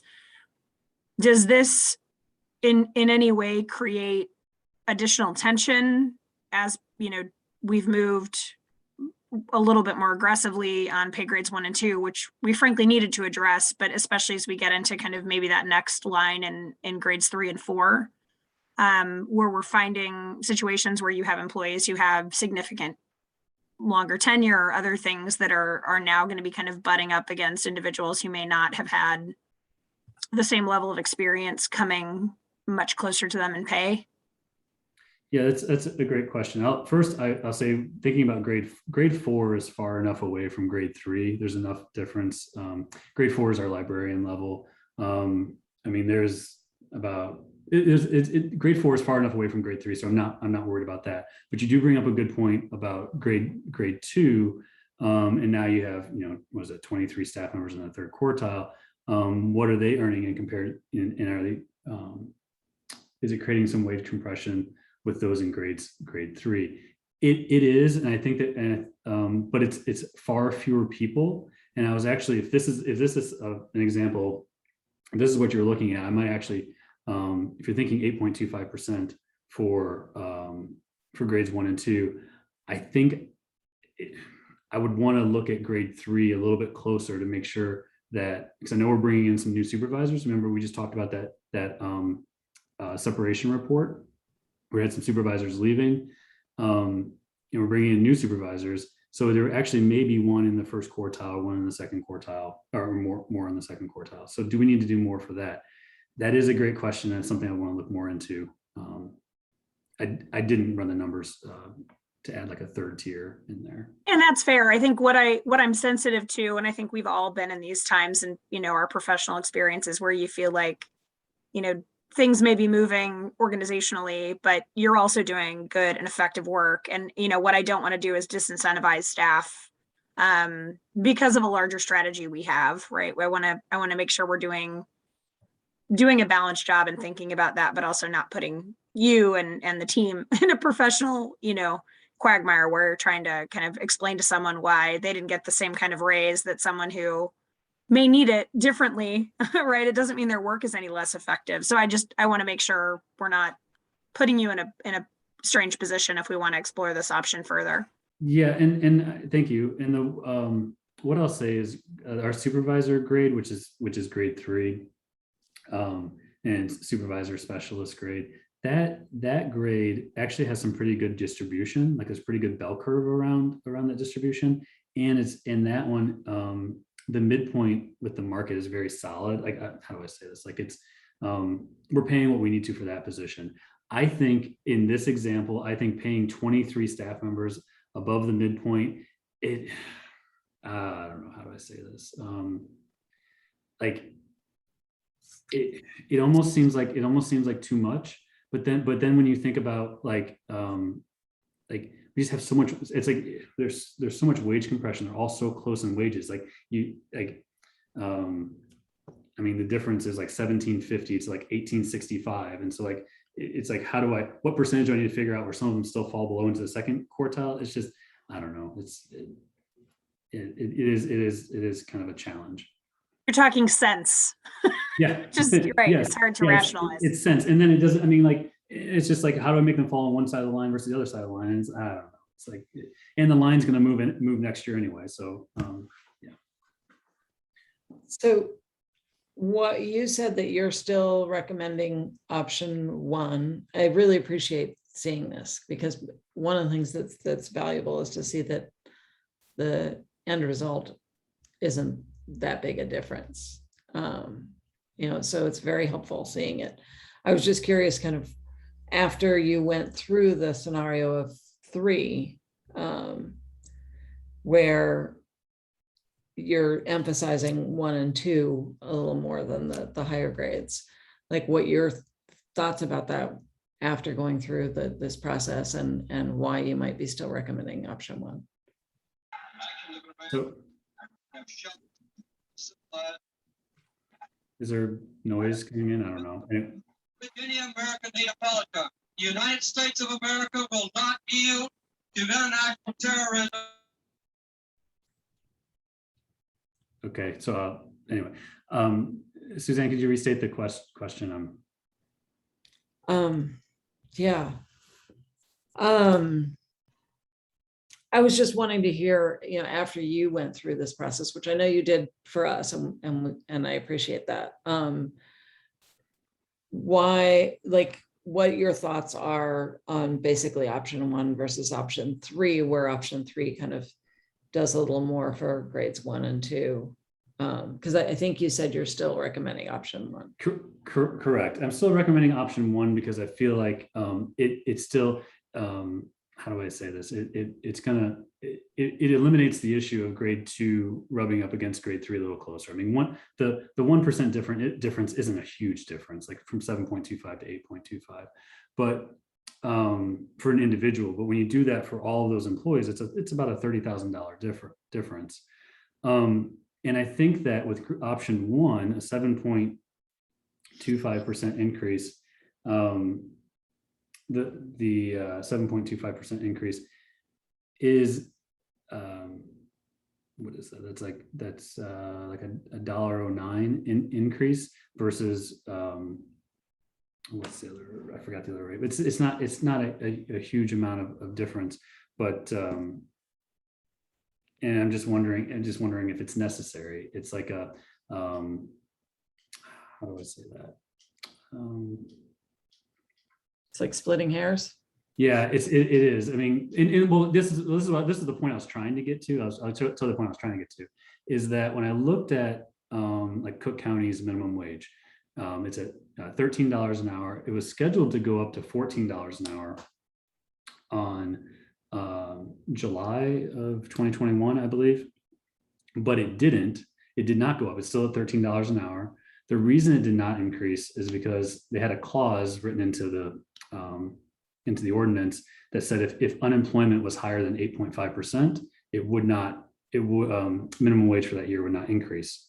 And So yeah, it was scheduled to go up. It did not. But if it did go to $14 an hour, that's $1, and that would be a 7.7% increase. So in the original version, in option 1, we're recommending 7.25. The option I looked at 8.25, which, by the way, 8.25 was just enough to get those people, to get the staff in grade 1 from the second quartile to the third quartile. Like it, that's where 8.25 came from. But if you split the diff in there, it's 7.75%, and that's about, that's about what minimum wage is about to go up. So I don't know. I feel like there's all sorts of things we can consider, but when I looked at option 1 versus option 3, I still recommend option 1, but I could see where if our priority is increasing wages for those in our hourly positions, I could see where option 3 is attractive. Yeah, I really appreciate this breakdown, and I appreciate you running the different models and walking us through it. I will admit to being attracted, if attracted is the right word, to option 3 myself, because it, well, first of all, it just shows that it's less expensive to bring up, people who were compensating less at a higher percent, like it's not so for that reason, I like it. But I also think that a value that we're naming is that we're not just doing wage equity like across the board, that we're actually looking at the fact that, specific numbers have more weight when they're more stretched. Does that make sense? So that if you're one of the grade 1 employees, that, we're saying that it's really not much different, but it could be different when it compounds over time, right? Like that those differences are in fact, by definition, compounding as opposed to just increasing by a flat percentage.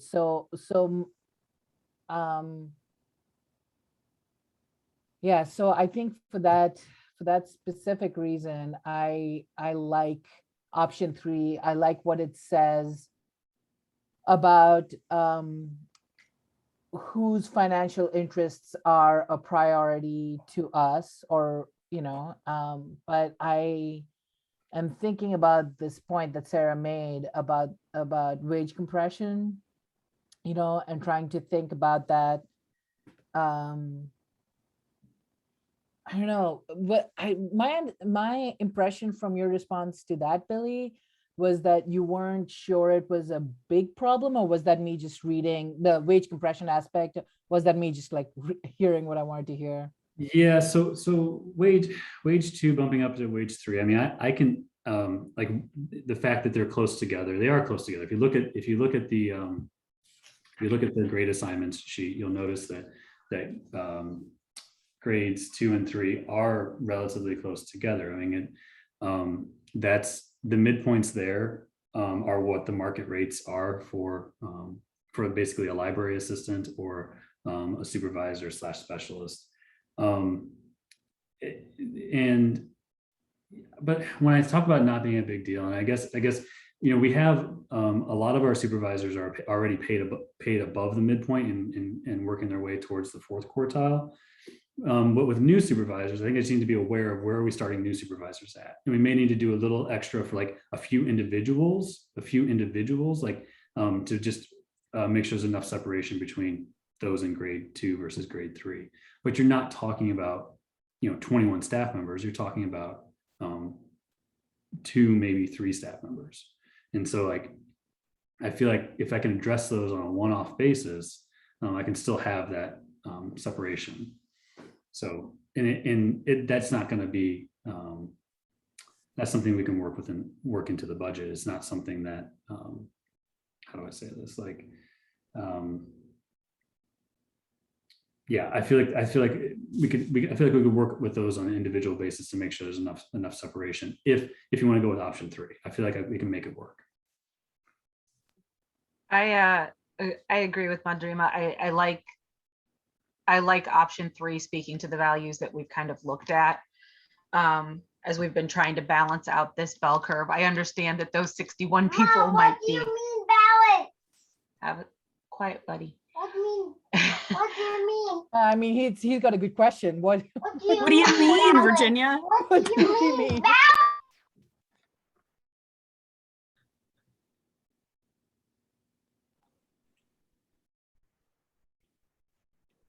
Do you want to text it, Virginia? No, I was just gonna say I would be interested in seeing, you know, Billy, I hear what you're saying, that, you know, this 8.25 for those first two groups is one thing. I am concerned about the pay grade number 3. But I feel like if we took that 8.25 to an 8, we could find what we needed to figure out, because pay grade 3 looks to be a lot fewer people than 1 and 2 put together. But I like what option 3 is saying.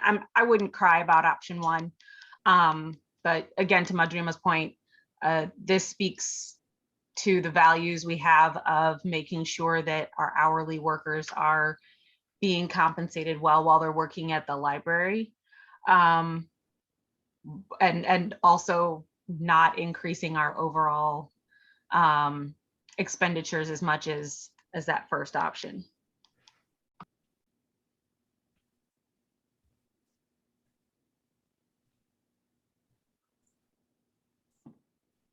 Does anyone else have any thoughts about this that they want to share? I'm in agreement with the being drawn somewhat to number 3 for those same reasons, and just wanting to make sure that we also respect staff and, you know, your understanding of how to, you know, the issues that Sarah raised, to make sure that we're not saying do something that's going to, you know, be uncomfortable and make the work environment not work. But I do like what it does in terms of our values. Thank you. David, one more thing I'll share, maybe this will drive the point home, is that we've been working on this wage equity thing for what, last 4 years. Yeah. And we've been trying to get our library assistants, I mean, library clerks, yes, but library assistants in, you know, to be paid what other library assistants are being paid in other libraries. And, you know, we finally have an opportunity, you know, like we haven't pushed this many staff members above the midpoint during this entire project. We've been working to get them to the midpoint, but we haven't pushed them above the midpoint. And that's what we're, I mean, this is what years of working on this is working towards. And I'm excited to see this progress. I mean, option 1 or option 3, we're going to be able to do that. So just wanted to add that. Anyone else have any thoughts about that we want to share? If not, what I'm hearing, I think, is that we would like to see a final draft of our budget for human resources to include funds for distribution option 3. That's what I'm hearing, David. Okay, great. All right, Billy, you also wanted to talk a little bit about health insurance benefit rates and others, right? Yeah, you know, it's come from a conversation Madhurima was asking about potentially looking at how much staff are contributing for insurance. But I thought before we go too far down the path of trying to create how we might do that more equitably, I thought we'd start with a conversation about where we are now. So what you're seeing in front of you are our 2022 benefit rates, and the library pays 90% of the cost of coverage for full-time staff for medical insurance. So the library pays 90% of the cost of coverage, and that's across either the PPO option or the HMO option, and that's across every tier. That's the only health plan that the library contributes to. Dental and vision are paid by staff 100%. So deductions come out of their paycheck, and staff pay 100% of that, the cost for dental and for vision. So the prices or the dollar amounts you're seeing in front of you are a semi-monthly cost, meaning we're paid on a semi-monthly basis, or we're paid twice a month. So this is what each employee who's full-time would be having deducted from their paycheck, each paycheck twice a month. And yeah, so this is a starting point for that conversation. And I think the question is, this is where we're starting from. What's inequitable about this, or how can we make this more equitable? Well, I can feel that since I was the one who asked, but first, what salary are we, what point are we talking about with these numbers? So $124 would be 10% off. Yeah, so I'm sorry, so what salary band are we talking about? Well, this is for all staff. Right now, this is where we're at currently. This is for this, no matter which grade level you're in, you're expected to pay 10% of the cost of coverage. So the number is 4457. That's a 44.57. I'm sorry. That's a specific number that speaks to, like, out of, I don't know. That's just your monthly cost twice a month. Yeah, these are the payroll deductions. What you're seeing here are the payroll deductions that happen. So if I no matter which pay grade I'm in, if I select Blue Cross Blue Shield PPO employee only coverage, every pay period I'm paying $44.57. And the library is paying $400. Oh, okay. Never mind. I had thought that it was 10% and 90% of something else. So I see like 10% of their wages, or 90% of their wages. Does that make sense? So yes, no, I okay. understand. Yeah, this is staff are paying 10% of the cost of the premium to have insurance, and the library is picking up 90% of the cost of the premium. Okay, so so then the question that I was saying would actually, or the concern that I was raising would actually apply, which is, the basic idea that $124.52 off somebody who's making, what is wage one, $28,000 is not the same percentage as some, like the $124.52 off somebody who's making $116,000. Does that make sense? Correct. Correct. But I will just note that we, even though the minimum goes to $28,129, we don't pay anyone less than $15 an hour. So right. Sorry, we just talked about that. Right. Yeah, it's confusing, and it's confusing in there. We also don't pay anyone. Well, besides anyway. Do you want to tell us the specific salaries? It's public information. So besides our executive director, there's no employee earning more than $116,000. So right. Okay. So let's say we'll take 34,000 and 77,000 if it seems more fair. But I think the point still would stand. Oh yeah, which is that for this, like that it's a greater percentage of your take home pay, correct? So I would, for instance, love, and we could do some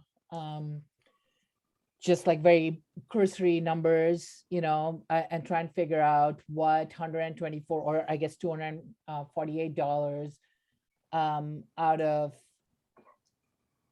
248 multiplied by, or 124 multiplied by 24 is off of $34,000, and then what that amount is off of, like $77,000, and that's where I see the inequity. We also know, for instance, that obviously people who get paid higher tend to have better health for a lot of other reasons, right? Which has to do with access to where they live and what grocery stores are by them, and how much they can use medical care, how afraid they are to go to the doctor when they first get sick, like, so there's a whole number of intangibles in this. But, and I do understand, I want to be very, I want to be clear that I do understand we're talking about mid-COVID finances. We're talking about like enormous financial strain on the community. We're talking about really high property taxes in Oak Park. I understand all of those contexts, but given all of that, I mean, my argument would be whether or not we can actually do anything about it, that it's not equitable, like that there is a burden on healthcare for the people that we compensate the least that is disproportionate to the burden of healthcare for people who can afford it the most and, tend to have access to medical care the most. That would be my argument. One thing I would say about that, Madhurima, is that like the library paying 90% and the employee paying only 10%. And those rates, if you compare them with the ACA right now, as someone who's self-employed and goes there, this looks pretty sweet. Yeah, but it's not, I mean, but ACA is not good, like that's not the system that we want to compare ourselves to. Like it's like Cobra is not good. Like these are not good. They are what we have. And I'm glad that you have, access to ACA, and I'm glad that you have that versus no.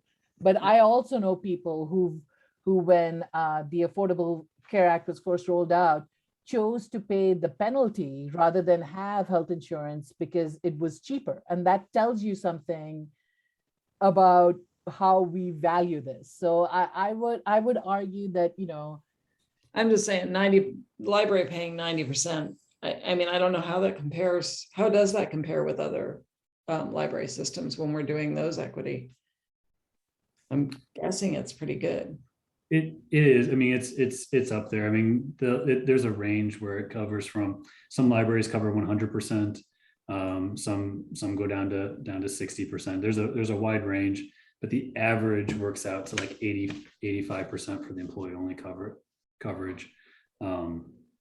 It decreases for family coverage. I think that's where we're strongest. Yeah. Madhurima, one thing I'll comment on. I understand what you're saying about the the greater percentage of someone's check who's in grade 1 versus grade 7. I appreciate that, and I can understand that. But I think we have there's a bigger problem here, and I think the problem is that when you're talking about, well, who are our full-time staff members? And our full-time staff members, there's only about 66 of them out of 100 and I think right now 128 employees. So 66 out of 128. So there's a lot of employees who don't even have access, don't even have the option of signing up for our health insurance. We've been trying to do work to improve that. I mean, I would say even a few years ago, we only had 50 something in full-time employees. We've been working to try to add full-time positions where we can. But one of the biggest constraints on creating a full-time position is the medical insurance cost, because it could cost anywhere from $8,000 to $24,000 to add an employee to a full-time position when they pick up our health insurance. So I just wanted to kind of throw that out there for another, whether or not it's equitable, we don't have, over 50% of our staff don't have access to this Right. medical insurance. So we could start there. And, and that could be the concern that we address, or we try to address first. I don't know that I would recommend we immediately switch to changing these percentages right now, but I don't think that we should fool ourselves into thinking that this is equitable, I guess is my conclusion, right? Like that if we have it within our understanding or our consciousness that like like it sounds great, 10 and 90, it really does actually sound great. I didn't mean for that to sound as sarcastic as it did. It does sound great, the 10 and 90% difference. But when we're talking about equity, we're not just talking about flat numbers, but we're talking about proportions, right? Like to people's income, then we don't really have that in this system. We're doing that in a lot of places, and maybe that we can't even get to the system because of the problem that you're saying. Like I don't like hearing that 50% of our employees don't have access to health insurance to us, and I also get that this is like part of the larger problem of employer connected health insurance, and why do we have that in the first place, and and those are all fights that hopefully we're fighting in as many different venues as we can. But like in the meanwhile, I would like for us to not be complacent about these numbers, I guess, is my argument. Hey, Billy, I have a quick question. To Madrima's point, I agree, but I think I'd almost rather focus on making this accessible to more of our staff.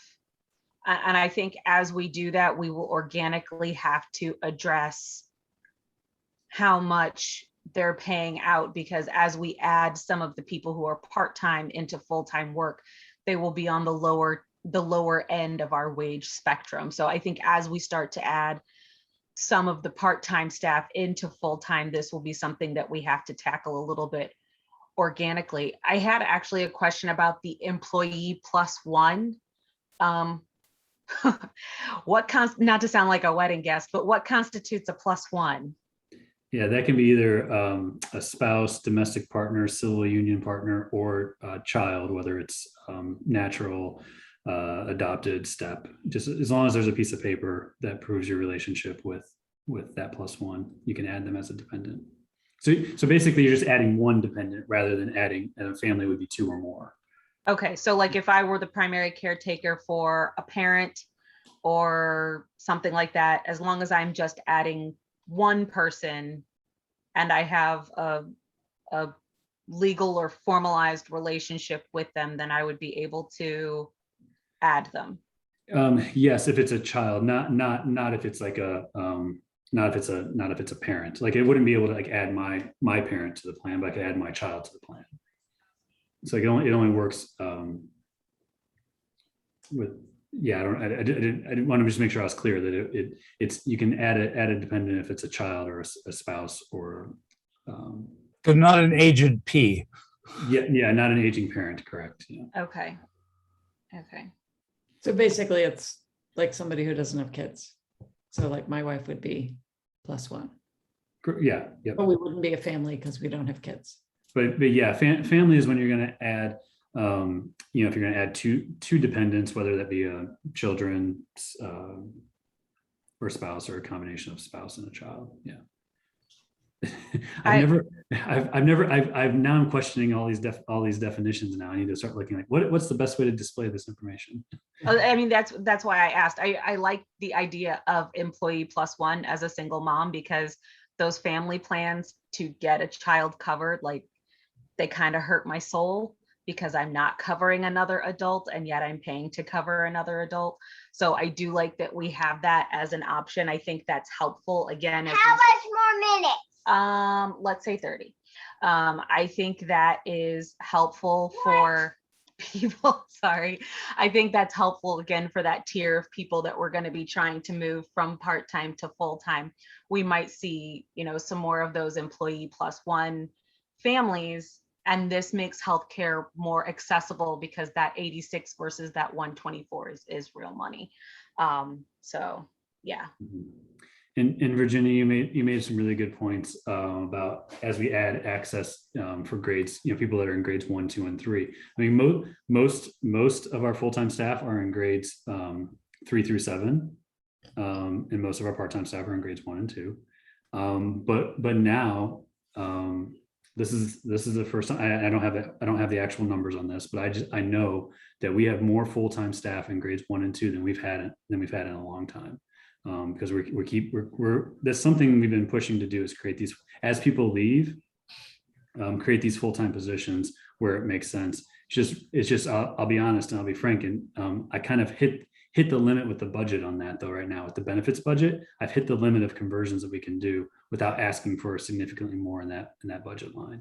So we're talking about budgets. I just wanted to be frank and honest about that.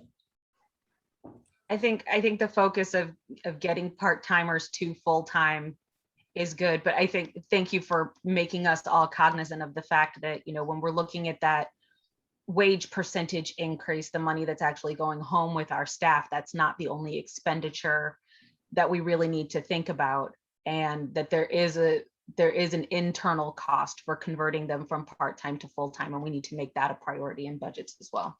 Yeah.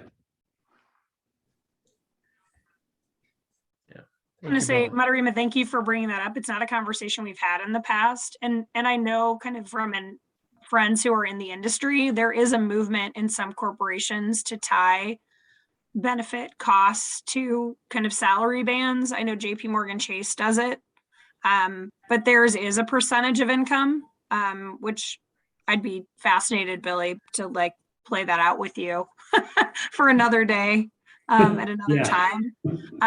But their band breaks. I think it's employees who make below 60,000 and those who make above 60,000, but they still pay a higher percentage than any of our employees do in this scenario. So I don't know. I think it's a really interesting point and something I'd love to explore further, especially to Virginia's point, as we get more people eligible. Well, I'll say that I'm having the exact same conversation at the college that I'm at too, and even our college does distinguish rate depending on salary bands. So there's I think it goes from, I think there might be 4. So there's actually $50,000 and less, than 50 to I want to say 100, then 100 to 200 and 200 plus. And it's a private college. So we do have I would say even a dozen employees who make more than $200,000. And when I broke down the numbers there, and again, you just have my anecdotal information, but when I broke down the numbers there, it seemed to me that people who were being paid $30,000 a year were paying a good 12 to 18% of their wages for healthcare, and people who were making just $200,000, and there's people who make more than 200, were paying 2% of their salary, and that is how much that, and this is an institution that is saying people who pay more are going to, people who get paid more are going to pay more, for health insurance. And it's an institution that is saying that when when the benefit contribution numbers change, which they will be changing, that people who pay more their increases will be at a higher percentage than people who are the least compensated, but it's such an unequal system to start with, that it's absolutely ridiculous that and this is, we're talking about just benefit contributions, right? We're not talking about deductibles. We're not talking about co-pays. We're not talking about all these very basic things that are part of the habitual cost of medical care that affects people. And, we know that people who make less tend to get seriously ill more because they put off going to the doctor. These are all things that we know. And again, I'm not saying that we need to start the revolution at the library. The why not seems like a good place. But I also think that just being aware, that this is a system that we maybe need to chip away at and make some tough decisions on the way, but realizing, seriously, just realizing the deep-seated inequity that's embedded in the way that we charge for medical care, and that burden has in fact fallen solely on employers is really something to think about. That's what I want. That's my soapbox. Well, I have many, Thank but you. this is the soapbox Well, for this meeting. You have a given that lot it's of 5:15. them. A lot of soapboxes, but I want to say that I do appreciate it, even though I was saying, well, dang, this looks pretty good to me. I totally understand what you're saying. Just coming from a self-employed perspective, like, maybe I should, yeah. But it is inequitable on its basis, but it does seem that over 50% not having access might be a more critical issue. 100%. Absolutely agreed. Because then they are subject to the ACA or whatever, or nothing. And that's really bad. All right. David, Jeremy, is there anything else guidance you need from us regarding the budget, or do you think you've? Well, I guess I think we have, or at least I've heard most of what I think we need to hear. We're going to, when we come back to you with a final draft for your adoption in October, that draft will be based on the third distribution option that Billy presented. So the numbers will adjust to account for that option that the board would like to see. I guess the only other remaining question I have, which is a holdover from the conversation from 2 weeks ago, is whether or not the board is comfortable with a request for a levy increase of 3%. I am comfortable with that, given what we're looking at in terms of prioritizations and other items. Okay. Anyone else? So David, the prospect of this is that we go to the larger entity and we say we would like to have 3% added to our levy. Correct. And that goes to Cook County, or where does it go when we request? The budget process is, once we adopt our budget and our levy request, we transmit it to the village, who incorporates it into their request to send it to the county. Okay, thank you. Right. So when you see this again in October, as I said, that will be the time that we'll present it for your actual adoption. There will be the budget for the library for fiscal year 2022 that you will adopt. And then you will also adopt a resolution indicating that amount for the levy and the library's revenue requirements that we send to the village accompanying our budget request. So there'll be a couple of documents that you'll see in next month's board packet that you will vote to adopt that will go to the village. Okay. Any other David, questions or concerns? Yes, Jeremy. Just to clarify some direction on the capital projects, is there, would you like to see some of these projects deferred, or leave it in there and then make a decision as we go forward next year? What would the impact be of some of those deferments, both in terms of saving costs this year and possible problems from deferring them? Most of it's just deferring. It's just, as David mentioned, I think at the last meeting, some of it's cosmetic, like painting, the walls looking scruffy. We'll still continue to work on improving that, But I think it's just a matter of to what extent we would want to keep up the facilities at appropriate level. Some of the woodworking is pretty damaged and dinged. So those are the kind of things that would continue to exist. Or would we want to try and address those sooner rather than later? I guess, right. Financially, what you would see is less of an effect on or not as great a diminishment of the library's fund balance immediately if we're deferring those kinds of capital expenses. But that, of course, doesn't mean that those things that we are deferring will not eventually have to be addressed. And so it's just a matter of, do we do that now and see a less of an effect on the fund balance, or do we just do them so that we know that when we're planning for the year after that and the year after that, that we're clear about what we need to be planning for and the overall effect that that's going to have on the fund balance moving forward. So it would only have an impact on the fund balance, not on the tax levy percentage. That's correct.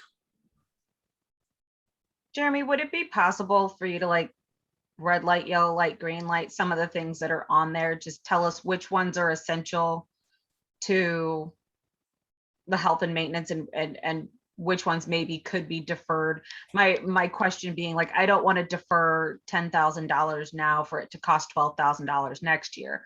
But sort of to Madrima's point, when I look at those, a floor is a floor is a floor, and I may not know exactly what's essential now versus what actually can be held off. Can you just put like a tick mark or something next to it so we know which ones are essential and which ones aren't?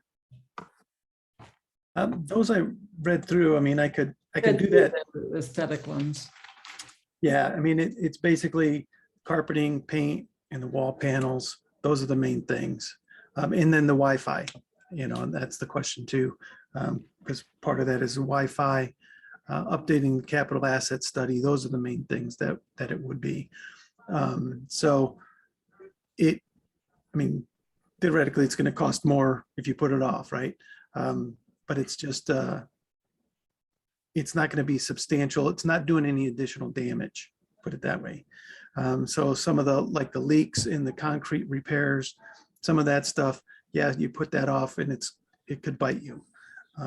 Those things are not some of the items I mentioned. The difference total that I talked about was about $170,000 deferring that. So that I'm pretty comfortable if we deferred those. It wouldn't cost us substantially more down the road. It's just how do we want to maintain the buildings, and then at what point are we going to have to do that? So right. But again, to be clear, we're not doing that. Does not mean that the operating budget necessarily decreases or that our request for the levy does.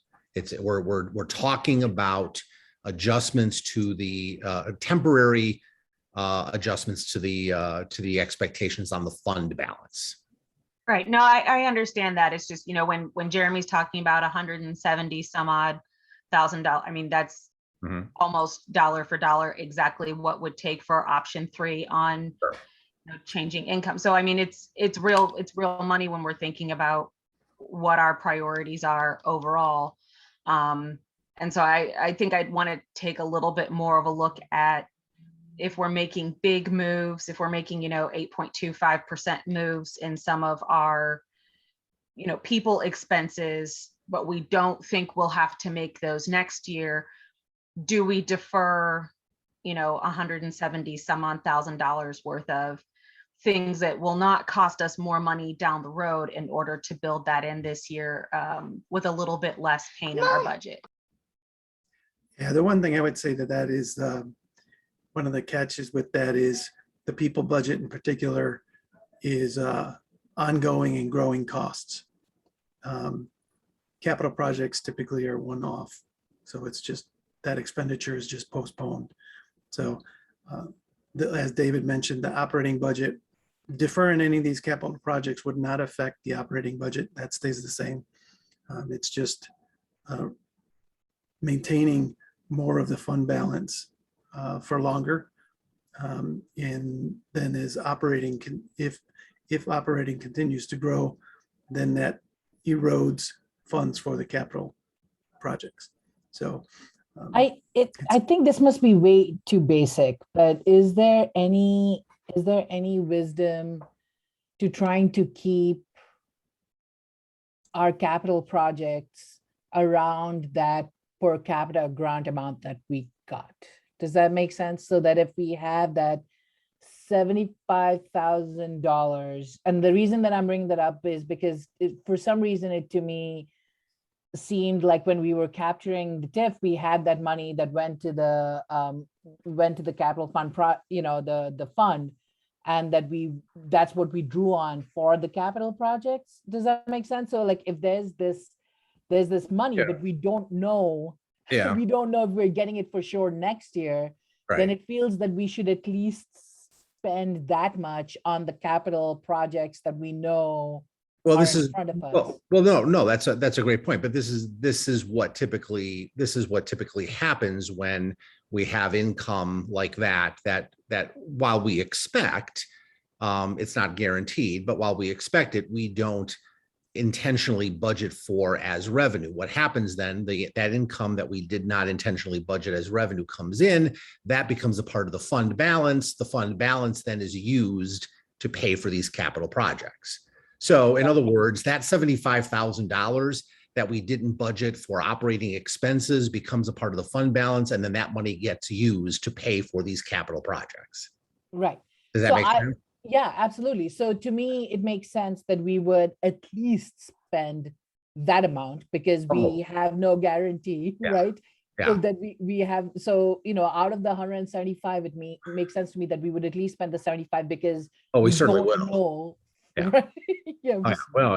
We certainly will be spending at least that much on capital projects in the next fiscal year for sure. Right. Yeah. Well, in this budget, there's 600,000 in there for capital projects next year. So that's, that's IT slightly more than infrastructure. 75. Yeah. Yeah. Right. So it's 10 degrees or so. Well, we have our fund balance is also well above what our target percentage is. Correct. Right. Now it is. Right. Exactly. So part of this is also bringing that down because of other, some of this work has also been deferred from previous years. So it's one of these things where we defer it until what is the point we no longer defer it, and that's not going to stop other capital needs from needing to be addressed in the future as well that can't be deferred. So while I understand my personal inclination is to get this stuff on the calendar for next year, and if we need to, pull it back, some of the smaller things back versus, being caught by something else happening that we need to. I mean, we weren't expecting, I know we didn't have to spend, pay for most of it, but I don't think any of us were expecting for the heated sidewalk to get broken, as part of that construction project. And that's the kind of thing that comes up. So I think for, my inclination is to move ahead with this because some of these are deferred already. And I just don't want to get personally into the habit of us continuing to push this stuff off.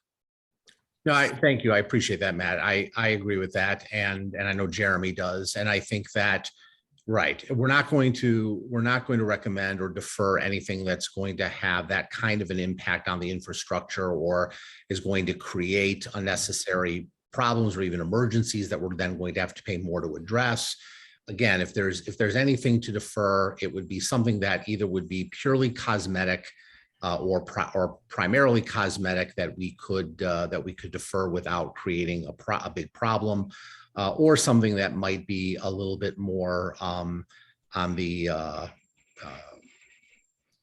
side where we're choosing rather than needing, like the Wi-Fi, for instance. Although we do want to make those improvements. So yeah, I appreciate that.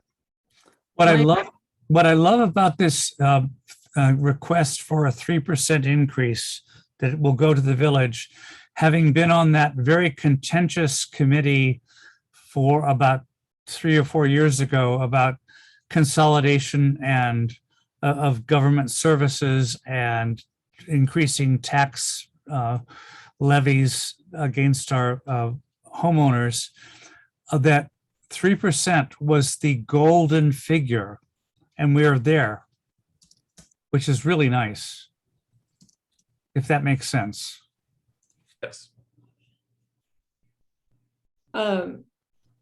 The notion of deferring, if it were going to be decreasing the tax levy that we were requesting in a year of a pandemic, would make some, would definitely, I would be wanting to consider that, just because I think people in the, in the smaller homes in Oak Park are really being hit, and people who didn't have work. If it's not having an impact on the tax levy, then the question is it something that's balancing the aesthetic look of the building versus something that we can do for more full-time positions or pay equity?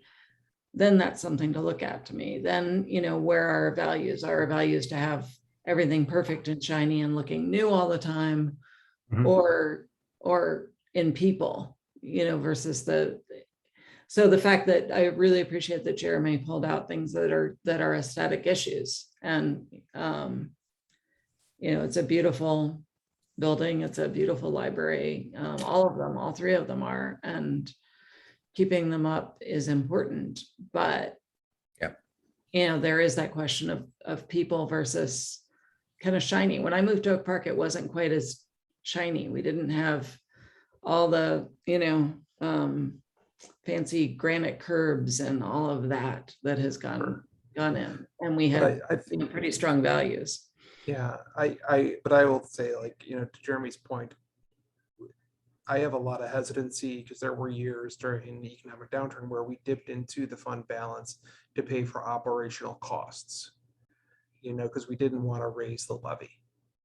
And you can only do that for so long before you run out of fund balance. At that point, you're essentially, you're kind of, doing creative accounting to an extent, because it's, money you had already levied and now you're kind of spending it. But then what happens next year, if you want to move all that over to the levy and not keep dipping into the fund balance to pay for operational expenses, you deal with having to face an even bigger levy increase because you kind of faked it out the 1 year. So I hear your point about that, and that, believe me, it resonates. But I don't like the idea of taking the fund balance to pay for salary and operational expenses in a way that allows us to keep the levy at 3% while spending money, and then figure next year, well, let's have to deal with how that affects the levy. It's putting off that increase, because we can only pull out of the fund balance for so long before we hit our target range and start falling below that target range. Right. And deal with the idea that what happens if the tax bills come late and we are running on fumes. Right. And the fact that the TIF is disappearing too. So yeah. It's gone. It's disappeared.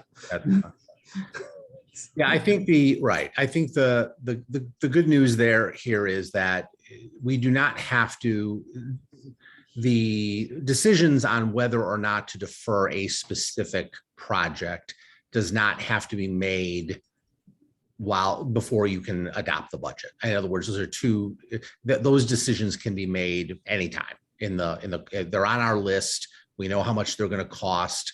We know the impact that doing them or not doing them may have on the fund balance. And so those decisions can be made on the fly throughout the fiscal year. The most important questions that we needed to have answered, I think, in order to adopt a budget next month have been answered. And that is your agreement with the amount of the levy increase and how we want to deal with expenses around human resources, particularly for wages and salaries.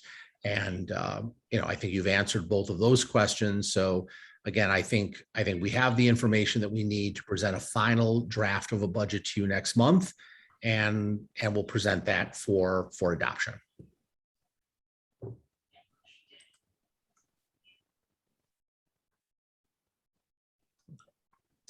All right. Thank you all. And of course, if you have questions or concerns about the budget, encouraged to contact David and Jeremy ahead of next month's meeting, so that if they need to pull together any numbers or documentation ahead of that meeting, we can have as much of that discussion as possible and hopefully approve our budget in October, so it can be sent over to the village as part of theirs. We're not running into any legal deadlines that become problematic for us. Right. I thank you for saying that. It would be helpful to be able to answer any other questions that you have, any remaining questions, or to make adjustments in advance of the next meeting. So please do contact me, and we can get the information that you want. Okay. And with that, I see we have concluded our agenda business, and we are adjourned. Thank you, everyone. Thanks, guys. Thanks, Good everybody, night. for being so patient with us. Night, Thank team. you. Okay, and in the next meeting, I'm not sure whether it will be virtual or not. Do we know? Right now, until the mask mandate is lifted, my understanding is that we're going to continue to meet virtually. Okay. Thank you. Night.